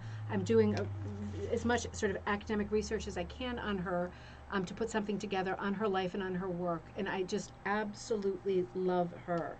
So this was number 45, Pansies. And Sharon Smith wrote, so these pansies designed by special request from a friend. That's all the information there is on that. I would have loved to have been that friend. It measures 22 by 31, Sharon Smith. And this came off of a site called Off the Hook Wool Rugs at WordPress.com. And I want to add also that you probably already know that all of Sharon Smith's designs are now available through Cushing, the Cushing website. All of the Sharon Smiths. This one is Pansies. You know, we did a sort of a tribute to her at the beginning of the year, and I'm sure I showed Pansies, and I showed all of the sort of floral inspired designs. She's the master. She's the whimsical master, and I love her. If you love her too, or you know something about her, please let me know. I'm really crawling across the earth with my fingernails trying to find out more about Sharon Smith, personally. Now, this one looks like this, and this is going to be call number 26. Ooh, is that pretty? That reminds me, quilters, does that remind you of a compass rose? A little bit? Softer, less pointed, but still. Now, this is called Floral Medallion Tile. Floral Medallion Tile. So crisp. Now, this is what I wrote about this. This is by Carol Feeney, Feeney, Floral Medallion Tile. Her colors are so rich, and her hand-dyed wools add such texture. This piece is probably larger than it looks. It is 39 by 39. You know, the only reason I would think it would be that big is because look at those like little shoots of yellow in the center. Oh, Lisa, right? She is just, oh, Sharon Smith. But this is amazing. The dots, you know, are going to be tricky. So you know it's not small when you see dots that are that well rounded. But those little shoots in the middle of the yellow, you know it's going to be bigger than it looks. 39 by 39. Carol and her husband moved to Florida some years ago, and she said that her designs and her colors are greatly influenced by that area. Carol's designs will be available. This is news. This is breaking news for me. Carol's designs will be available this fall 2021 at Searsport, the great website called Searsport in Florida. Now, Searsport wrote on their website, I followed that one through too, this fall we have very sad news. Carol Feeney announced that she's retiring from the rug hooking world. Carol was one of our original 7 at the hook-in we started in Sarasota that grew into the Punta Gorda hook-in years later. She also taught at the Ann Eastwood School of Rug Hooking in Sebring, and she taught for Ann when she was just Sebring. She taught at our hook-in many times and joined us on our last rug hooking cruise. Carol's vibrant, wildly beautiful style was like her. If you think of the most wonderful sparks of color in your color plans and what they bring to the design, you have what Carol has given us, given the rug hooking world for many years. The thought of her design sitting in a closet while she gets to travel, play golf, and cruise was sad. So we've been talking with her, and today she delivered all of her original designs to us. Very soon we will have the collection in our website under the patterns, patterns, this will be the sort of tab, Rugs by Carol at Seaport. So again, that's coming this fall, 2021. Carol Feeney's patterns will be available through Searsport. That is quite a boon. That is exciting. That is exciting news. It's always nice to know that patterns will be saved and by saved I mean continued to be available. You know, when something peters out, the Garrett Blue Nose patterns are coming back into circulation. If you belong to the Rug Cooking Guild of, what is it? Crystal's not on right now. I think the Rug Cooking Guild, I don't think it's of Canada. One of them, I'll let you know on Monday. I just joined. They're putting out a PDF sort of book, an online download, all of the Blue Nose Garrett patterns that have been kind of in limbo for years. Whenever those patterns are in limbo of anybody, it's a stressful time for rug hookers because we want those patterns. We want to rightfully pay for those patterns, but we want them to be available. You want somebody to be selling them and to take your money and say, I want that pattern. It's so nice to know that Carol's patterns will continue to be available. You can buy them at Searsport starting in the fall. So you just have to hold your breath for that one. It'll be exciting, right? I think my goal in my life is for all of the great rug hookers of all time, for all of their patterns to be available again for download. I don't care if they're in my shop or someone else's shop, just for them to be available, for us all to be able to choose what we want to hook and to be able to buy them when we have money in our hands saying, I want to buy them, instead of having them locked up in some weird kind of purgatory indefinitely, right? I better stop, right? I better stop. It's giving me the you better stop look. All right. Number 14. Oh, boy. I think I recognize that one. That looks like a Molly Naitobi. Kyra, you did a good job, lady. I loved you already, and I extra love you now. Is this a Molly Naitobi? Yeah, this is a Molly Naitobi. She's my other great love. Let me see if I can bring it in a little bit closer. Nope, we're going to have to play this game again. I want you to see this if it's not on your card. There we go. Super crisp. This is Basket of Flowers. This is from the Shelbourne Museum. This was hooked in 1996 by Molly Naitobi. The blog spot that this can come off of, besides Shelbourne, the Shelbourne Museum website, you know, Molly Naitobi's rugs are available in a lot of places. You see them in print in some books. Not in as many places as I would like, and I'm working on that too. But Fish Eye Rugs, Fish I-E-Y-E Rugs, blogspot.com. Some rugs from the Shelbourne. This came from the Shelbourne Museum. You know, they did a huge sort of retrospective of her 50 states and many of her other rugs. But as a rug hooker, Molly Naitobi, who's from Barrington, Rhode Island, if you know anything about her, please be in touch. I'm constantly in touch with her family and new people who are writing to let me know that they have a rug by her. She taught hundreds of people and she hooked hundreds of rugs. And yes, the 50 states are available at the Shelbourne, but there is so much more to the story, and it is very hard to scratch the surface. That's another name. If you have any of her rugs, you know any of her rugs, please, I'm begging you to be in touch. It means a lot to get all of this kind of synthesized so we can all look at her patterns. But this is Basket of Flowers, 1966 by Molly Naitobi. She's one of my great, I'm sure you know this if you watch Coffee Time. I'm also from Barrington, Rhode Island. She's from Barrington, Rhode Island. And I'm sure that I grew up rubbing shoulders with her and being a kid and not knowing that she was the greatest rug hooker of all time. And now I'm killing myself trying to find out more about her patterns, her life. And it's hard. It's an uphill battle. This is number 35. Oh, I recognize this one. This is Nesa Russo. This is one that I carry in my shop. Speaking of carrying important patterns, this is a Nesa Russo pattern, and this is called, yep. Jay's reminding me to put the white behind it. It's like theater. Turn it into theater. It helps a lot. So this is for you, Nesa Russo Sunflowers.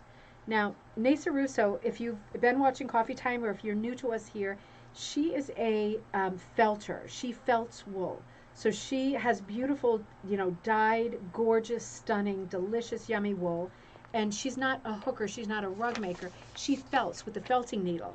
And that is her craft. So I made a deal with her, and I've been selling her patterns, which are extraordinary, on my page, which is ribboncandyhooking.com. She's from Vermont. I'm still hoping later this summer to make a trek up and meet her, because she just seems like such an awesome person. I reviewed her book on Coffee Time ages ago, but she does very whimsical sort of fairy tale, King Arthur-y, sort of old-timey, very whimsical, but also very English patterns, gardens, knights, animals, snakes. The snake just sold this week. Somebody bought a gorgeous snake, very sort of, they look like illuminations. If you can picture like a a monk crouched over an old desk, filling in a colorful illumination. That's what all of her work looks like. It's stunning. Nasa Russo. So look back on Coffee Time if you missed that episode, and there'll be more on her soon. Oh, that was an abbreviated one. So this is number 44.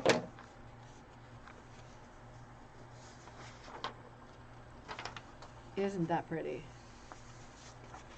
Now this is what you want with a hooked rug, isn't it? This is what I want with a hooked rug. This is such a classic primitive that it's crazy.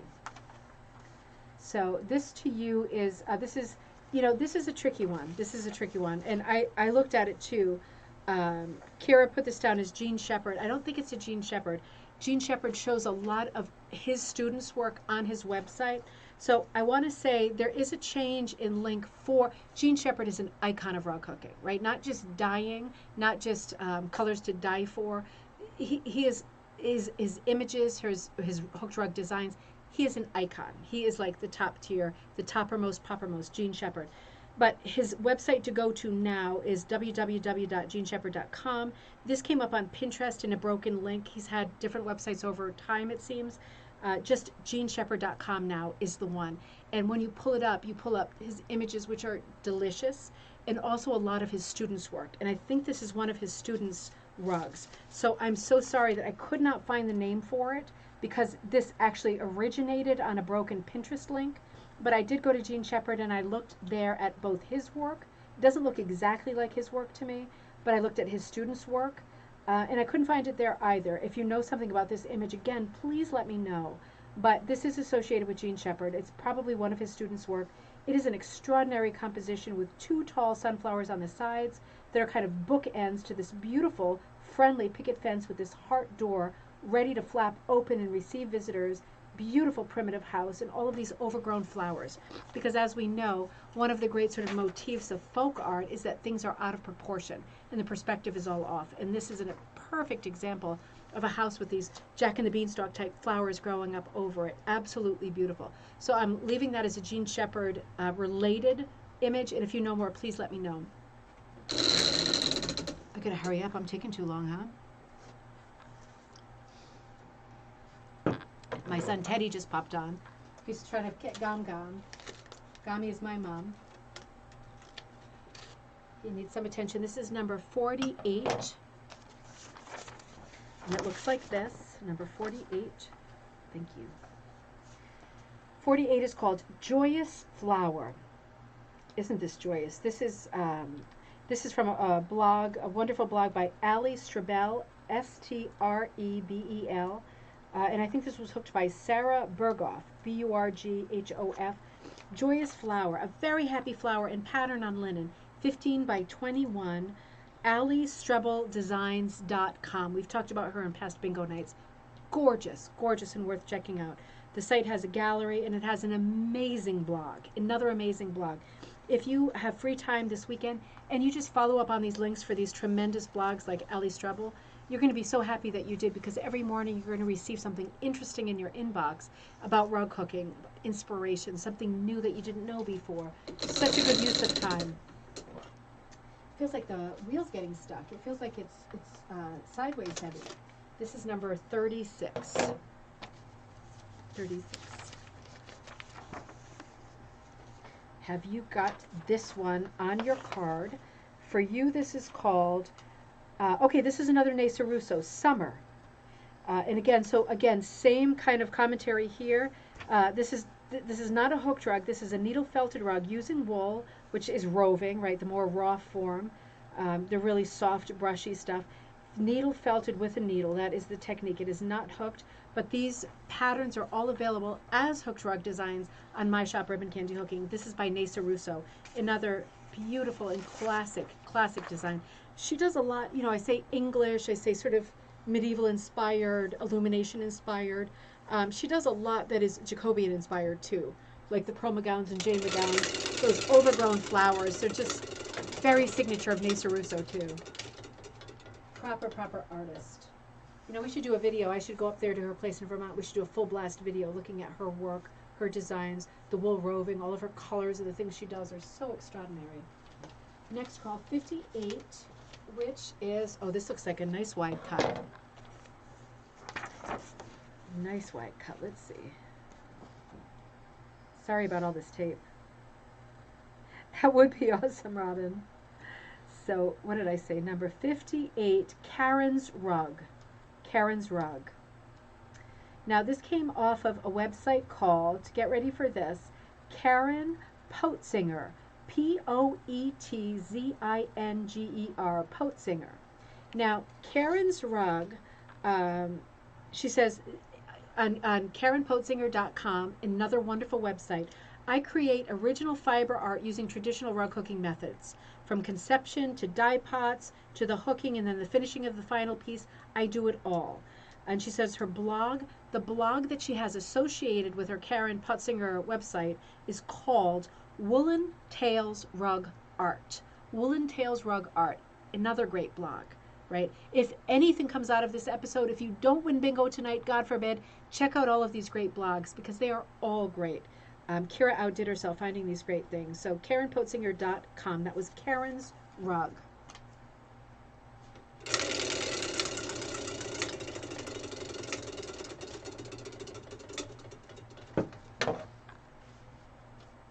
next call, 11. And this is what it looks like. I love this one. This is a nice antique rug. Isn't that gorgeous? So I named this one because it's an antique, so it does not have a name. I named this Window Pane Roses. Not very creative, but it gives you the idea of what the thing looks like. So this is a 24 by 42 beautiful antique rug. It went up for auction, one of the online sites. Wool and cotton, floral hooked rug, America, late 19th century. Central field with 5 red rose blossoms, right? You never want to do an even number. 5 is great. This is so different, isn't it, though? You rarely see the 5 this consciously positioned. It almost looks like a die with the 5 pips on it, doesn't it? With a tree with wavy line borders and X corner blocks. I'm going to bring you in a little bit closer to that. Again, my printer's not great, but that really is simple as hard, right? All of these rugs that you're seeing tonight, you will see this weekend on Ribbon Candy Hooking, the antique rugs. Just the antique rugs. You will see available for sale if you want just the pattern, the PDF download. I've drawn all of the antique rugs that we're using that are copyright free, that are 19th century rugs. They will all be on Ribbon Candy Hooking. I try to get as many antique rugs nailed down as possible on Ribbon Candy Hooking because you know I love antiques and the history of rug hooking. I want you to be able to, if you're not a super creative, confident person with transferring a design on your own, I want to be sure that you can get the pattern for these antique rugs that you see in these auction catalogs, that you can get them all and hook them when you feel like it, that they'll be available to you just like artists of today. They should all be available. It's all part of our same story. We're getting down there now. Look at this. We're getting down there. All right. So I think that has got to be this guy. Number 27. The fan is blowing my stuff around here. Sorry. Oh, isn't that pretty? Isn't that pretty? So this for you is Gordon's Bouquet. Gordon's Bouquet. Now, this is by Gordon Fikes, Fikes, Gordon Fikes. This is a Pinterest entry, again. Pinterest is sketchy, but this one is active. Gordon's Bouquet. I am particularly fond of this example of rug hooking brought by our teacher for the Jackson Stitchery Guild Stitching Retreat at Lake Tiacacata in Louisville, Missouri. It measured about 12 inches square. That's not much at all, is it? And appeared to be hooked with a number 3 and number 4 wool strips on linen. The photo is by Penny Sanford Porcelains, all one word, all one name. No other info was given on that. So the photo is by Penny Sanford Porcelains, Gordon's Bouquet, hooked at 12 by 12, very, very small, absolutely exquisite. Gordon Fikes. Now, let me know, are some of you getting down there with your numbers now? Are you doing a lot of crossing offs at this point? Anybody feeling like they're closing in on the thing?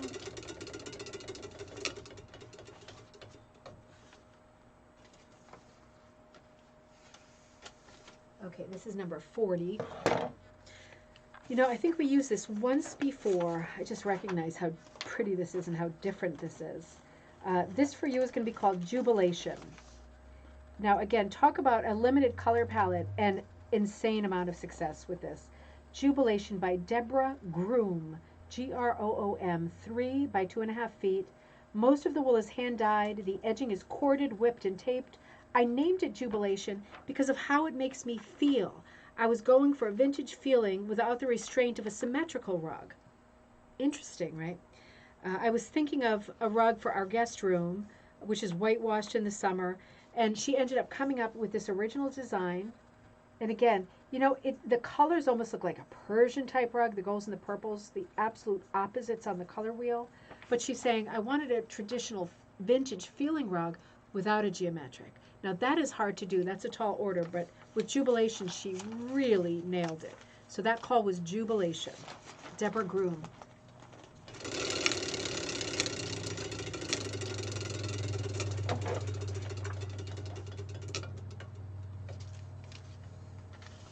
$38. Ooh, ooh, ooh. That is so pretty. So for you, this is going to be called, wow, that's super fine. This is going to be called Full Bloom. Full Bloom. Angela Posick. P-O-S-S-A-K. Angela Posick. So this was exhibited at Art Walk in 2010 in Lake Country, British Columbia. Now, the link is a British Columbia, I wrote this part, so I hope this makes sense. The link is a British Columbia travel guide with a nice article about Angela's rugs, a full blast article about Angela's rugs. So, Angela Posick, P-O-S-S-A-K, it's called www. This is tricky, gobc.ca for Canada. Kootenay, I'm probably saying that wrong, Kootenay, Rockies Travel. If you just search Angela Posick, P-O-S-S-A-K, British Columbia, I'm sure that this article is going to come out. It's not just this rug, it's all of her rugs. It's a whole article about her and the work that she's done over the years. It is a gorgeous article. It is a fast read. It is worth reading. It is extraordinary, really. Get in there and read about Angela. That was a good find.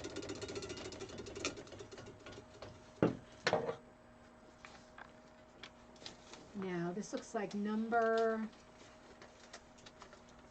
7.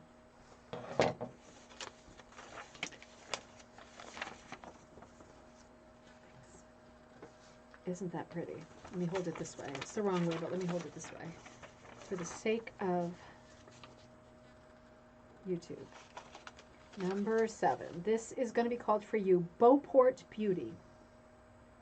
Now, this is, okay, so I'm gonna freestyle this one. So this is a crop of a rug that is at Beauport, which is also known as the Sleeper McCann House, that is in Gloucester, Massachusetts. Now, if you remember, if you've been in the group on Facebook for a while, you remember I planned this big event last year, 2020, where we would go, for people who wanted to Beauport, where they have an extraordinary amount of hooked rugs. These are crazy ones.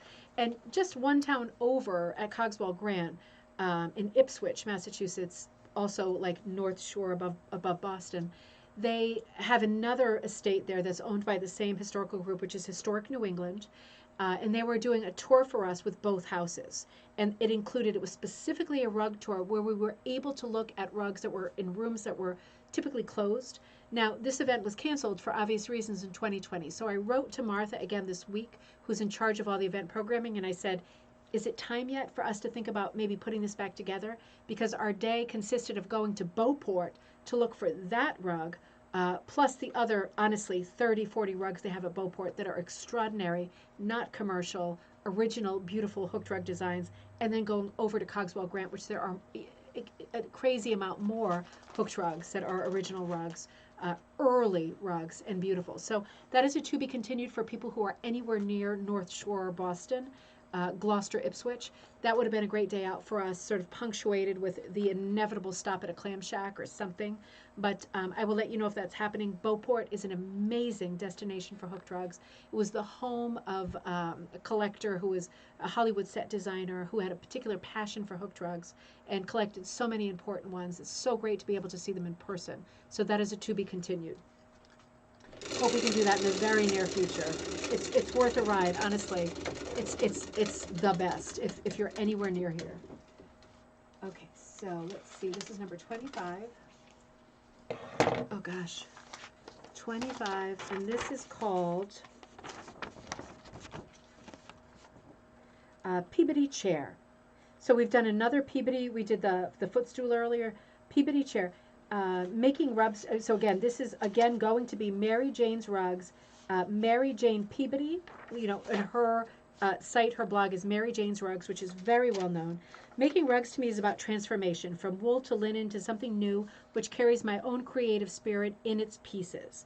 I use the elements of design, color, texture, repetition of making rugs is for me close to meditation, and the energy I get watching the rug grow, watching my design change as I choose each strand of wool, is related to my childhood and my sense of play. And again, this comes from the exquisite Mary Jane's Rugs blogspot. So make sure this weekend that you check that out if you don't already subscribe. It is a must. It is a rug hooking must. Okay.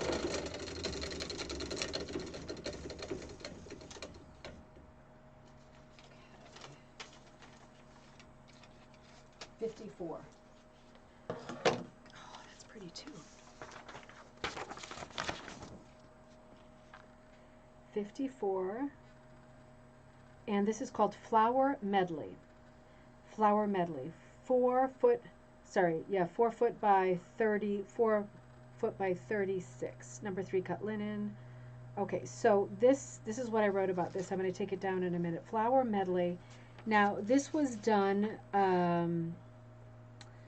gosh, it doesn't say. Flower Medley, member of Pearl McGowan Hook Crafters Guild number 120 in Ocala, Florida. This is an Atha post. This is undoubtedly one of the most prolific rug hookers in our nation. Okay, Inga Hume. That's what I was looking for. Inga, I-N-G-E, Hume, H-U-M-E. So she's in Ocala, Florida. She belongs to the Rug Hookers Guild, which is an Atha Guild. It's number 120. This is her latest masterpiece. It is a 3x5 sampler. She's spied in an advertisement in a rug hooking magazine. So, okay, so this is, again, if you look at, this is from a Pinterest post, so I'm paraphrasing, but if you look up Inga Hume, I-N-G-E Hume, H-U-M-E, and you put that in conjunction with Pearl McGowan Hook Crafters Guild or Atha Ocala, you will find this rug, which is absolutely brilliant and exquisite. It said in this post, I distinctly remember she said in this post that this was inspired by old wrapping paper. Wrapping paper. You know how you see that old wrapping paper sometimes in antique stores and stuff, and you get these beautiful watercolors with so many nuances? This was inspired by wrapping paper. I would love to find that original wrapping paper, but even more, I'd love to have that rug. It is so dense and so pretty. Everything stands out even though there's so many motifs. Okay, this looks like the last one here, number 30. Oh, this is another very Macintosh looking subject. Number 30, this is called Cecil's Ali, A-L-L-E-E. Now, this is by Cecil, C-E-C-E-L, Ali, A-L-L-E-E. And the text says, this was, I think, designed by Loretta Moore. Oh, no, I'm sorry. It's hooked by Loretta Moore. It is inspired by a painting by Cecil Ali. So I discovered the work of this wonderful artist from Georgia called Cecil Ali. Cecil does large paintings, many of which are simplified, becoming minimalist type paintings. Florals. She says, I love her soft, older colors. I asked permission to hook this piece as a rug. Cecil was very gracious and gave me permission and said that a friend of hers who was a rug hooker had also been inspired by her paintings in the past and had hooked rugs based on them. Interesting, right? All roads lead to Rome. I drew out one of the ones that really called to me, pulled out the wool that I thought was close in color to her painting, and then married all the wool together in a pot and added a bit of dye to all of them. This is my version of one of Cecil's paintings. So, in other words, for those of you who are not dyers, when you marry wool together, you take all the colors that you mean to use in the rug, you throw them all in the same pot, and you let them sit and kind of feed off of each other. All of the colors loosen up, some of them come off and attach to all of the other wool that's in the pot. This is sometimes called stone soup. This is called Marrying Colors. If you put one color on top of all of them, like a little bit of one shade, all of them will retain the original color, but have this hint of the one color that they all have in common. This is called Marrying Colors. So that is super, super interesting. I'm racing now. Let's see, that looks like this guy, number 15. Yeah, number 15 is, you're drawn to that one, Lisa. I know I feel the same way. It had that really graphic quality, but it was still very, very sort of antique-y. It really, really was atmospheric. Number 15 for you is called Teacup Bouquet. This is circa somewhere between 1900 and 1950. This is another antique rug, an oval rug with a flower basket design, 40 by 21, with a scroll design in red. This was on Rug Hooking Daily. No, I'm sorry, it wasn't. I'm sorry, it was on invaluable.com. That's one of these auction sites. You know, you can log on to any auction site. Be careful about what the shipping is going to be if you do, because that's always the crazy part. Teacup Bouquet, I named it Teacup Bouquet. It wasn't called that, so don't search that. Invaluable.com, it was an antique rug, one of the many on Invaluable.com, like Skinner, like Pook and Pook. These old rugs pop up, and they are just exquisitely pretty. You don't want them to be forgotten, but they don't have names, and they're one-offs. This is certainly not a commercial pattern. Teacup Bouquet.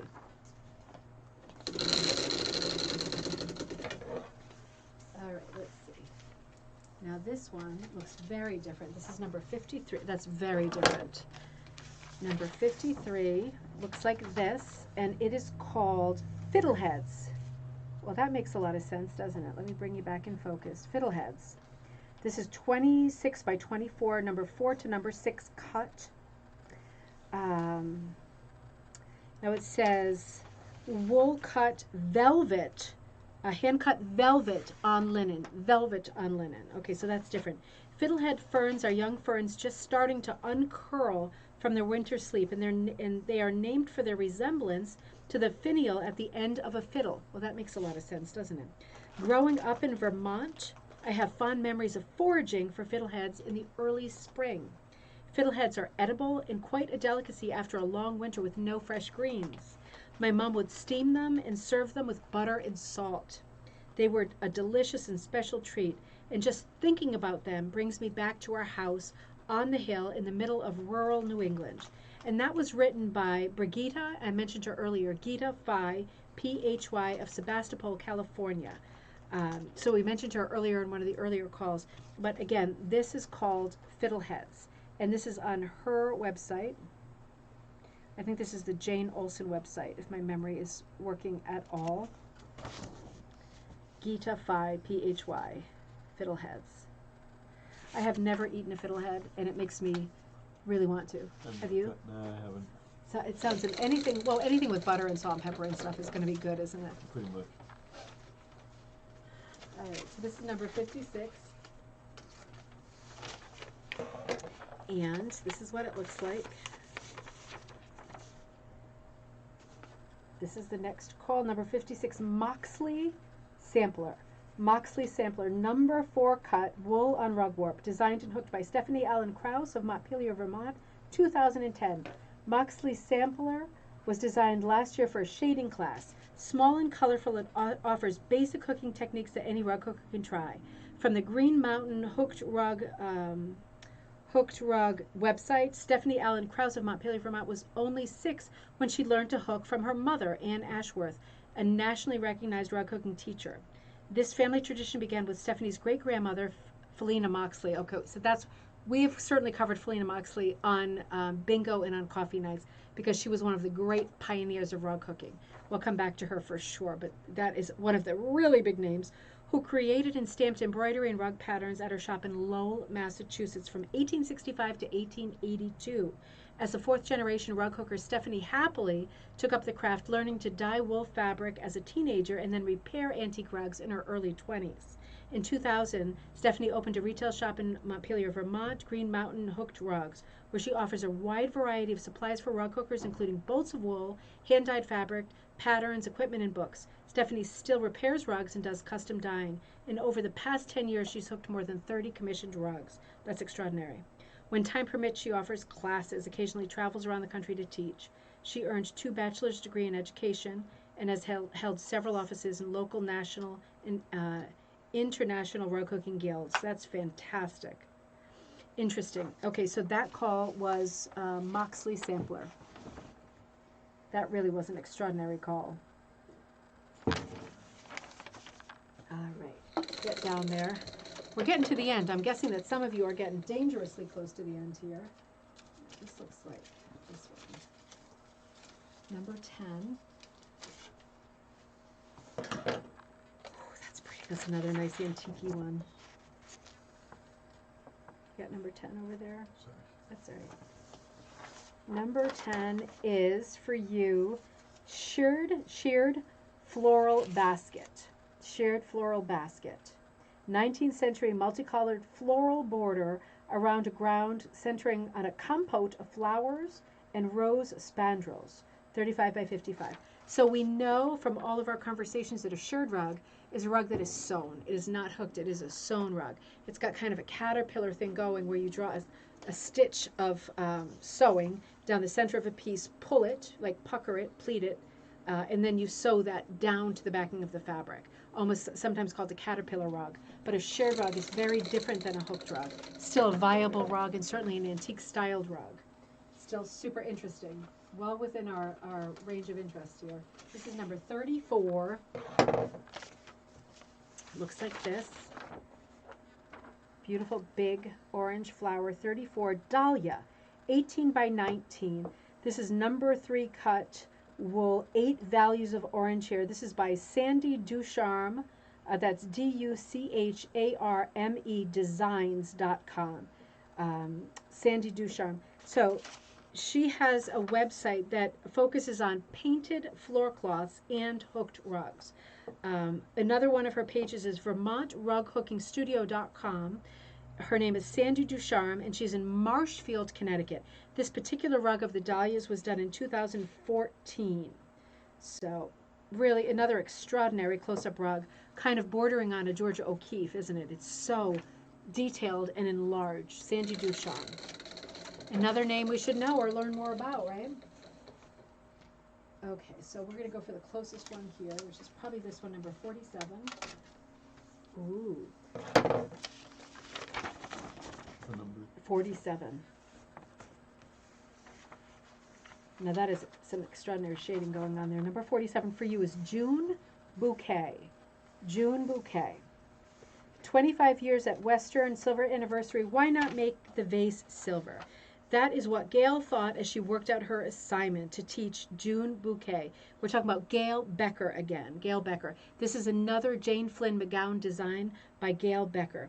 I think she did a wonderful design with the reflections of wonderful petals, the light glinting off the curve of the silver vase. Now this comes off, again, same site we talked about earlier, gailbecker.com.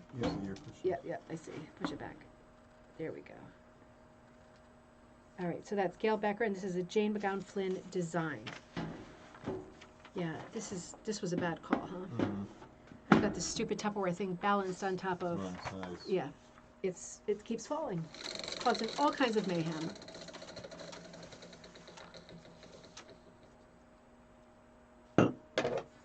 Next call without mayhem. Okay, I think it's going to be this one, number 32. Ooh. Looks like this. Number 32.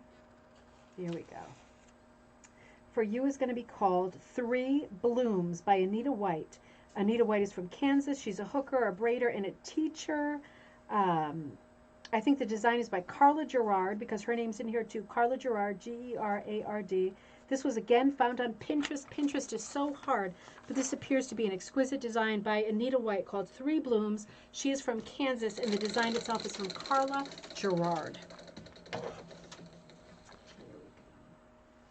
see. All right, I'm going to go for this one, number 5. We are getting to be in the very fews at this point. Number 5, and this is called Woolwright's Floral Rug. Okay, this is the second Woolwright's we've seen. Woolwright's is exquisite. Woolwright's Floral Rug info about rug is unknown, except that, okay, so the person who hooked this is a member of the group called Traveling Hookers. However we get there, by plane, by car, by train, or boat, the Woolwrights are always seeking out other hookers, camps, and of course, wool. We pack up our frames, hooks, wool, our bags, our vehicles, our husbands, our friends, and off we go. We travel far and wide. We love seeing old rugs, old friends, and making new friends. So it is unknown. This is again from the Woolwrights website blog, Woolwrights, one word, at the chapter number 110. They have a beautiful blog and a beautiful site. And it is, every page is filled with interest and lots of new rug. So much information. But when it goes on to Pinterest, it gets very hard to see what the source is in terms of the date. If you just go to Woolwrights, you'll find all of this eventually. It will take a long time because it is a dense and busy blog. Every bit of it worth reading and looking at. Number 57 is the next one. 57 for you is going to be called, it looks like this, and it's going to be called Preble Proddy. Preble Proddy. It's not coming. There we go. Look at that Proddy. That really is amazing. Preble Proddy. So I looked this up a little bit, and you can see there's a pot, like a stoneware pot. This is the source of that name, rug found in the Gallery of Rugs on at the website. This was actually by Chris Preble. Proddy Flowers in a Crock. It was a class that was given at Sauter Village in 2018. And Chris's bio said, so in other words, Chris Preble gave this class in doing a Proddy composition, flowers in a sort of crock pot, a stoneware plot. Chris's bio said, it all started nearly 20 years ago at her son's soccer game, where Chris was intrigued by two moms who were hooking rugs. During the next week, one of those moms drew a small pattern on a piece of burlap for Chris. The next weekend before the game started, Chris was choosing colors from a stack of wool her friend had brought. With the cutter positioned on the trunk lid of her car, how fun is that? She proceeded to cut the wool out, and Chris began to hook her first rug. Many soccer games, many hooked rugs, and 3 weddings later, Chris has found her niche in rug hooking, especially Proddy. That's her special thing. She's mentored friends and family in hooking basics, color selection, dye techniques, and Proddy. Chris's wedding crock bouquet was featured in Celebration of Hand-Hooked Rugs number 1015-18 and was exhibited at Sauter Village, Caraway Rug School, Off the Hook, Dogwood Atha exhibit in Beaufort, Georgia, and her work has also appeared in Gail Dufresne's Rug Hooking with Fancy Fibers, and Jessie Turbane's Hooked Rugs of the Deep South. So both of those publications by Schiffer that are extraordinary, her rugs are featured in both of those. That was a mouthful. I hope you caught that because that was fantastic. You need 3 to Blackout, Carol, huh? Hey, Susie. No, Brayman Bouquet was not called. I called it by accident at the beginning. It was not the right call because I had reversed the numbers. So not yet. Okay, so this one is one of my designs. I'll do this really quick. Number 37. I don't even need to see the sheet. This is called Mr. Tiffany's Bouquet. This is one of the monthly kits I put out. It was a horrible picture. I've got to get better at my photographs. It's like a little arts and crafts 1920s cottage, storybook cottage on the mug, some florals. This is an awful, awful picture. But I did like a stained glass motif around the side. That's why I called it Mr. Tiffany's Bouquet, with an Easter lily and 2, I think, tiger lilies, something like that. So that is available on ribboncandyhooking.com. That's one of my patterns. It came out great. I just took a terrible, terrible photo of it, as I always do. Next call. We are right close to the end here. So I'm going to take the closest one over here, which is certainly this one, number 52. And 52 is Poppies and Daisies Up Close. Finding Cindra's work in celebration and examples coming up on various sites. Okay, so this is by Cindra, Cyndra, Mogayzel, Mogayzel. This is a WordPress blog from the biennial Lancaster, Pennsylvania 2011 rug show. Cindra Mogayzel. This is called Poppies and Daisies Up Close. So I did find lots of examples of Cindra's work online. Again, another one of these stories, no Etsy shop, no eBay shop, no shop, no blog, just beautiful, consistent work that has appeared here and there in Rug Hooking Magazine. And if you Google the name, you'll see other examples of things that she's hooked online. But not sort of a vendor, so not that kind of a call, but absolutely beautiful. Beautiful. All right, Let's see who's next. This is going to be number 4. And this looks like this. This is called Bloomer Mum. This is hand-hooked from 100% woolen cotton cloth backs, or probably monk's cloth. Vivid abstract mums, as in chrysanthemums, are scattered all about. The whimsical Bloomer rug is inspired by original artwork by Barbara Gilhooly. Barbara says, my background is in printmaking, and my current work reflects the love I have for rich, active surfaces. I aspire to create objects that make people feel less grumpy. Barbara Gilhooly, I looked her up a little bit. Fondness for circular shapes can be seen in much of her work. This shape represents the harmony between the organic and geometric forms. Gilhooly is interested in the contrasts and similarities between the industrial world and the natural world. She begins her painted pieces by building up many layers of paint and pattern. In between paintings, she draws with ink or works the back of her surface by carving, sanding, scrubbing. So she is really a multimedia artist. She does some rug cooking, she does a lot of painting, but what she really does is explore the relationship between the natural world and the industrial world. This is a very organic shape for our floral-themed bingo night. Barbara Gilhooly. Next call.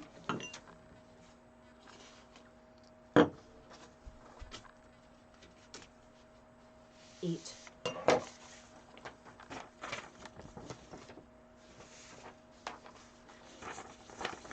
Okay, so for you, this is going to be called, oh, I love this one. For you, this is going to be called Victorian Rose.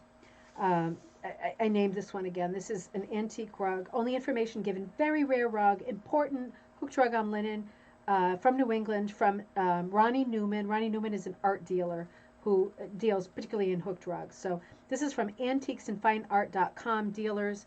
This is a rug that came and went for sale. Very, very, very simple pattern. Again, antique rug, no maker, not a commercial pattern. Completely original, something different, something unique. Something I wish had a better provenance, but at least we could look at it, right? All right, so we're coming to the closest one here. This is number 9. This should be a basket of some sort. Yeah. Adelaide's basket. Finally, Adelaide's basket, right? So Adelaide's basket, and that's Adelaide, A-D-E-L-A-D-E, not like guys and dolls, Adelaide with an I, no I. Hooked rug, America, dates to mid to late 19th century. Abundant floral arrangement with basket and the initials A-C-D, flanked by floral bouquets with a border joining scrolled spandrels mounted on a cotton, so some kind of a homespun with a stretcher. So permanently mounted on a stretcher. Now, again, this is going to be available this weekend on Ribbon Candy Hooking. This is just an extraordinary antique design.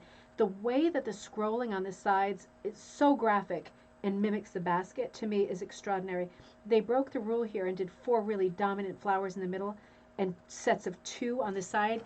Again, everybody knew even back in the day that working in primary numbers was not the thing to do. You wanted the odd numbers, but they did it both in the central motif and on the side motifs, and it was still super successful, which goes to show when you break the rules, it's not always the end of the day, is it? You might still have extreme success, like Adelaide's basket.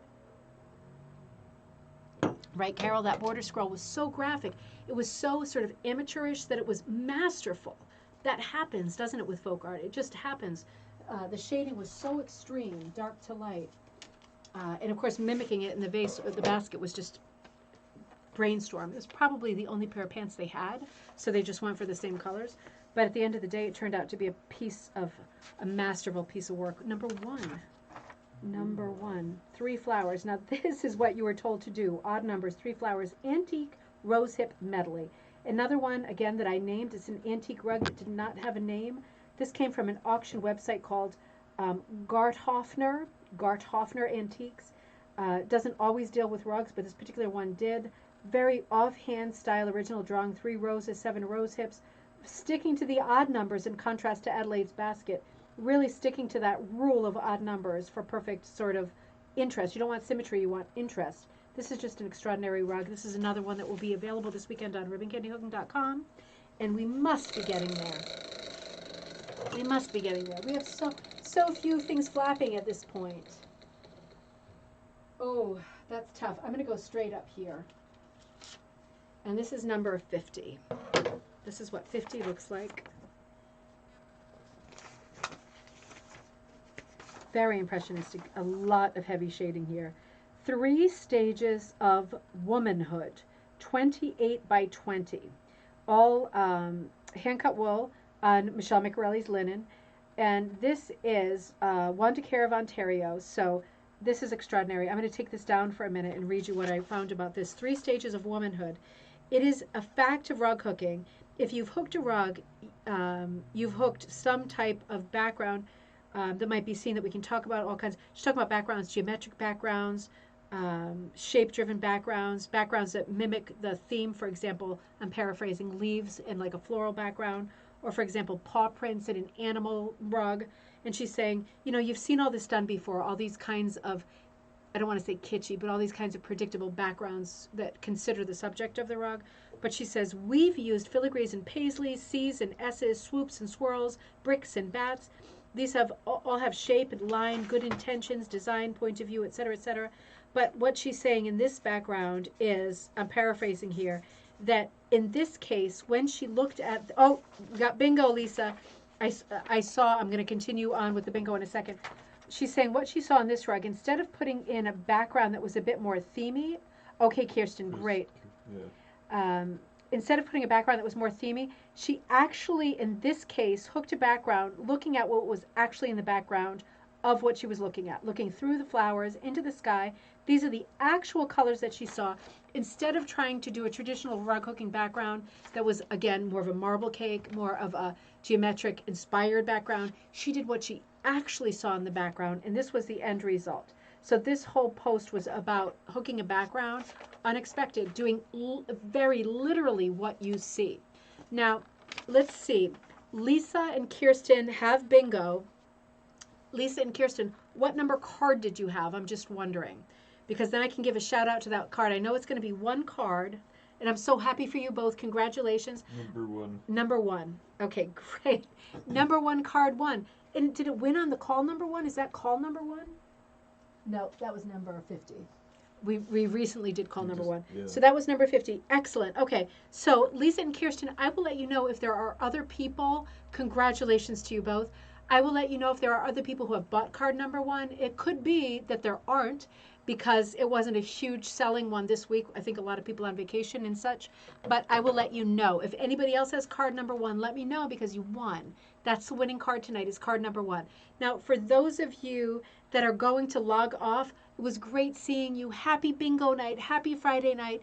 Cheers, my dears. Love spending time with you. This coming week on Coffee Time, we have all kinds of stuff going on. We're going to continue our line of investigation into the Yankee Peddler business, Charlotte Stratton, Edward Sands Frost, those names. Look at some of their newer publications that went up through the 1960s. Look at some of the famous names and ideas that came out of that period of the Yankee Peddler. That's what we're going to look at the beginning of Coffee Time this week. But for those of you who are staying on with me, I always feel compelled to read the last 4 entries because I've used other people's rugs. Thank you.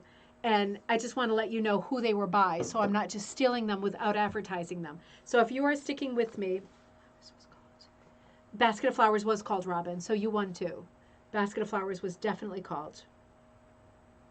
So I'm going to continue on for the next few minutes and just make these last 4 calls. I'm not going to bother to spin the Wheel of Fortune. We've got number 13 here. Looks like this. I just want you to know, if you have them on your card, I want you to know who did them and give credit to that person, because these are all extraordinary artists here. Thank you, Barbara. So this was Spot Pot number 1. This was an image that was found on Pinterest, if this was on your card. Unfortunately, this is one of the many Pinterest posts that doesn't have any link anymore. But this is called Spot Pot rug hooking image. If you know, let me know. Otherwise, talk about a gorgeous background. Talk about a Macintosh composition. Again, really nice. Thank you, Barbara. Lots of history, lots of everything, lots of craziness. Now let's see what else we've got. Let's do these last ones. Because if you designed one of these last ones, you do not want to be left out of the fun, right? This is number 31. Looks like this if it's on your card. That really is pretty. That is very simple and pretty. Let me pull back a little bit. Number 31. I love the polka dots too. Flower Power. This comes from Sharon's Garden Notes. Now, this is a little bit confusing, so stick with me. Flower Power 12 by 24. This blog is by Sharon Lee Smith, not to be confused with Sharon Smith, right? Sharon Lee Smith. Now, her blog is extraordinary. It's Sharon's Garden Notes, and it is about life in East Texas. So this is Flower Power. If you are in Texas or you're interested in Texas, you're going to love Sharon Lee Smith's blog, because that is specifically what it is about. And second to last, let's do this one, number 12. This is another beautiful antique rug. This is the Bremen one. I named it Bremen because it's stacked, right? What number? Number 12. Because it's flowers stacked on flowers. It made me think of the animals in the Bremen musicians, you know, standing on top of each other's backs. So, yeah. Is it 12? It looks like 12.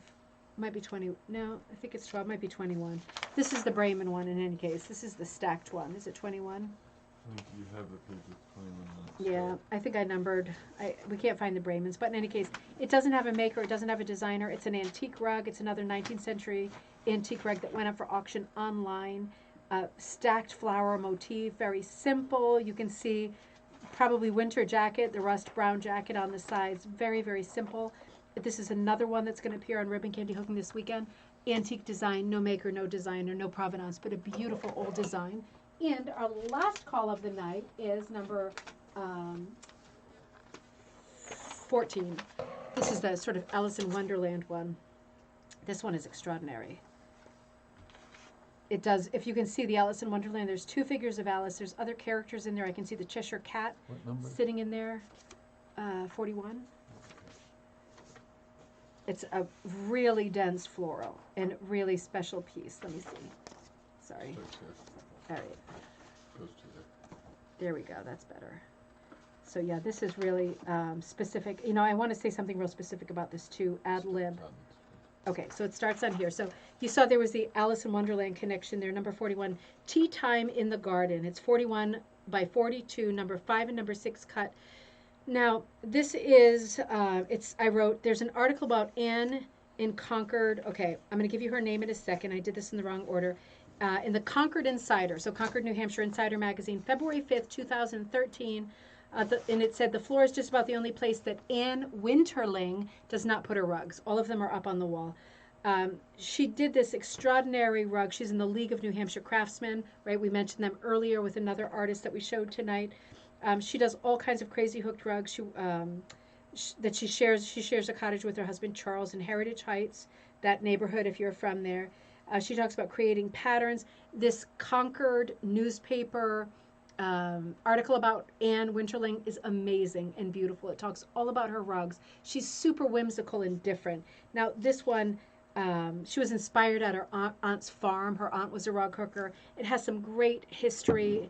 It talks a lot, the article talks a lot about her process for dyeing and designing, using vinegar, you know, as opposed to synthropol and citric acid. You know, she uses slightly different things. It's a nice article in the Concord Insider. Anne Winterling. Now, the only thing I want to say about this in closing, being an Alice in Wonderland rug, is wouldn't you think that the illustrations in the Alice in Wonderland book would be copyright free at this point by Lewis Carroll? They're not. And I know I've said this before, but I just want you to be careful. This composition is completely unique and different, and it features Alice twice and the Cheshire Cat twice. The illustrations for Alice in Wonderland in the Lewis Carroll book are not copyright free, even though by date they should be. This is one of these gray areas of copyright with rug hooking that is scary. But what Anne did here was create a completely original composition filled with flowers that gives you depth, rabbit hole depth, right? Dropping through the earth depth. All these flowers and multiple examples of characters. And so this has no relationship at all to the illustrations in the book, and for that reason it is perfectly copyright free. But you have to be so careful with stuff like this because you just don't know. Interesting though.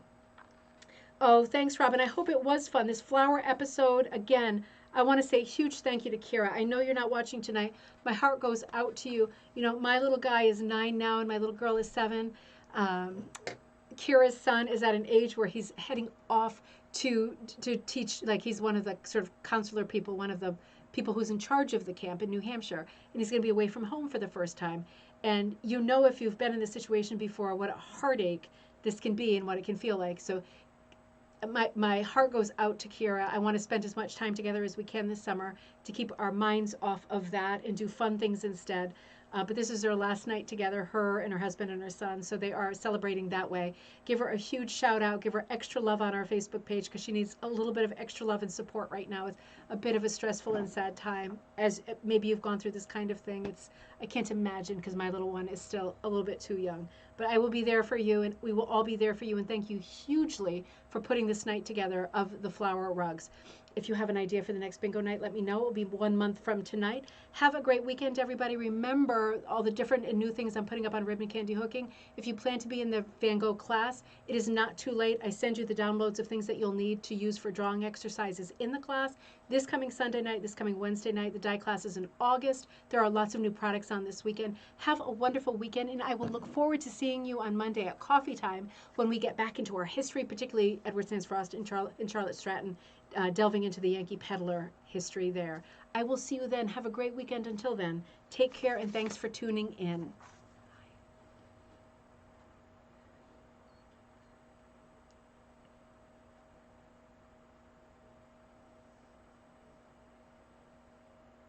Just looking at the comments that are coming in at the end. Yeah. There's always like a bit of an overlap. Barbara and Susie. Okay, so card number 1. That's easy to remember.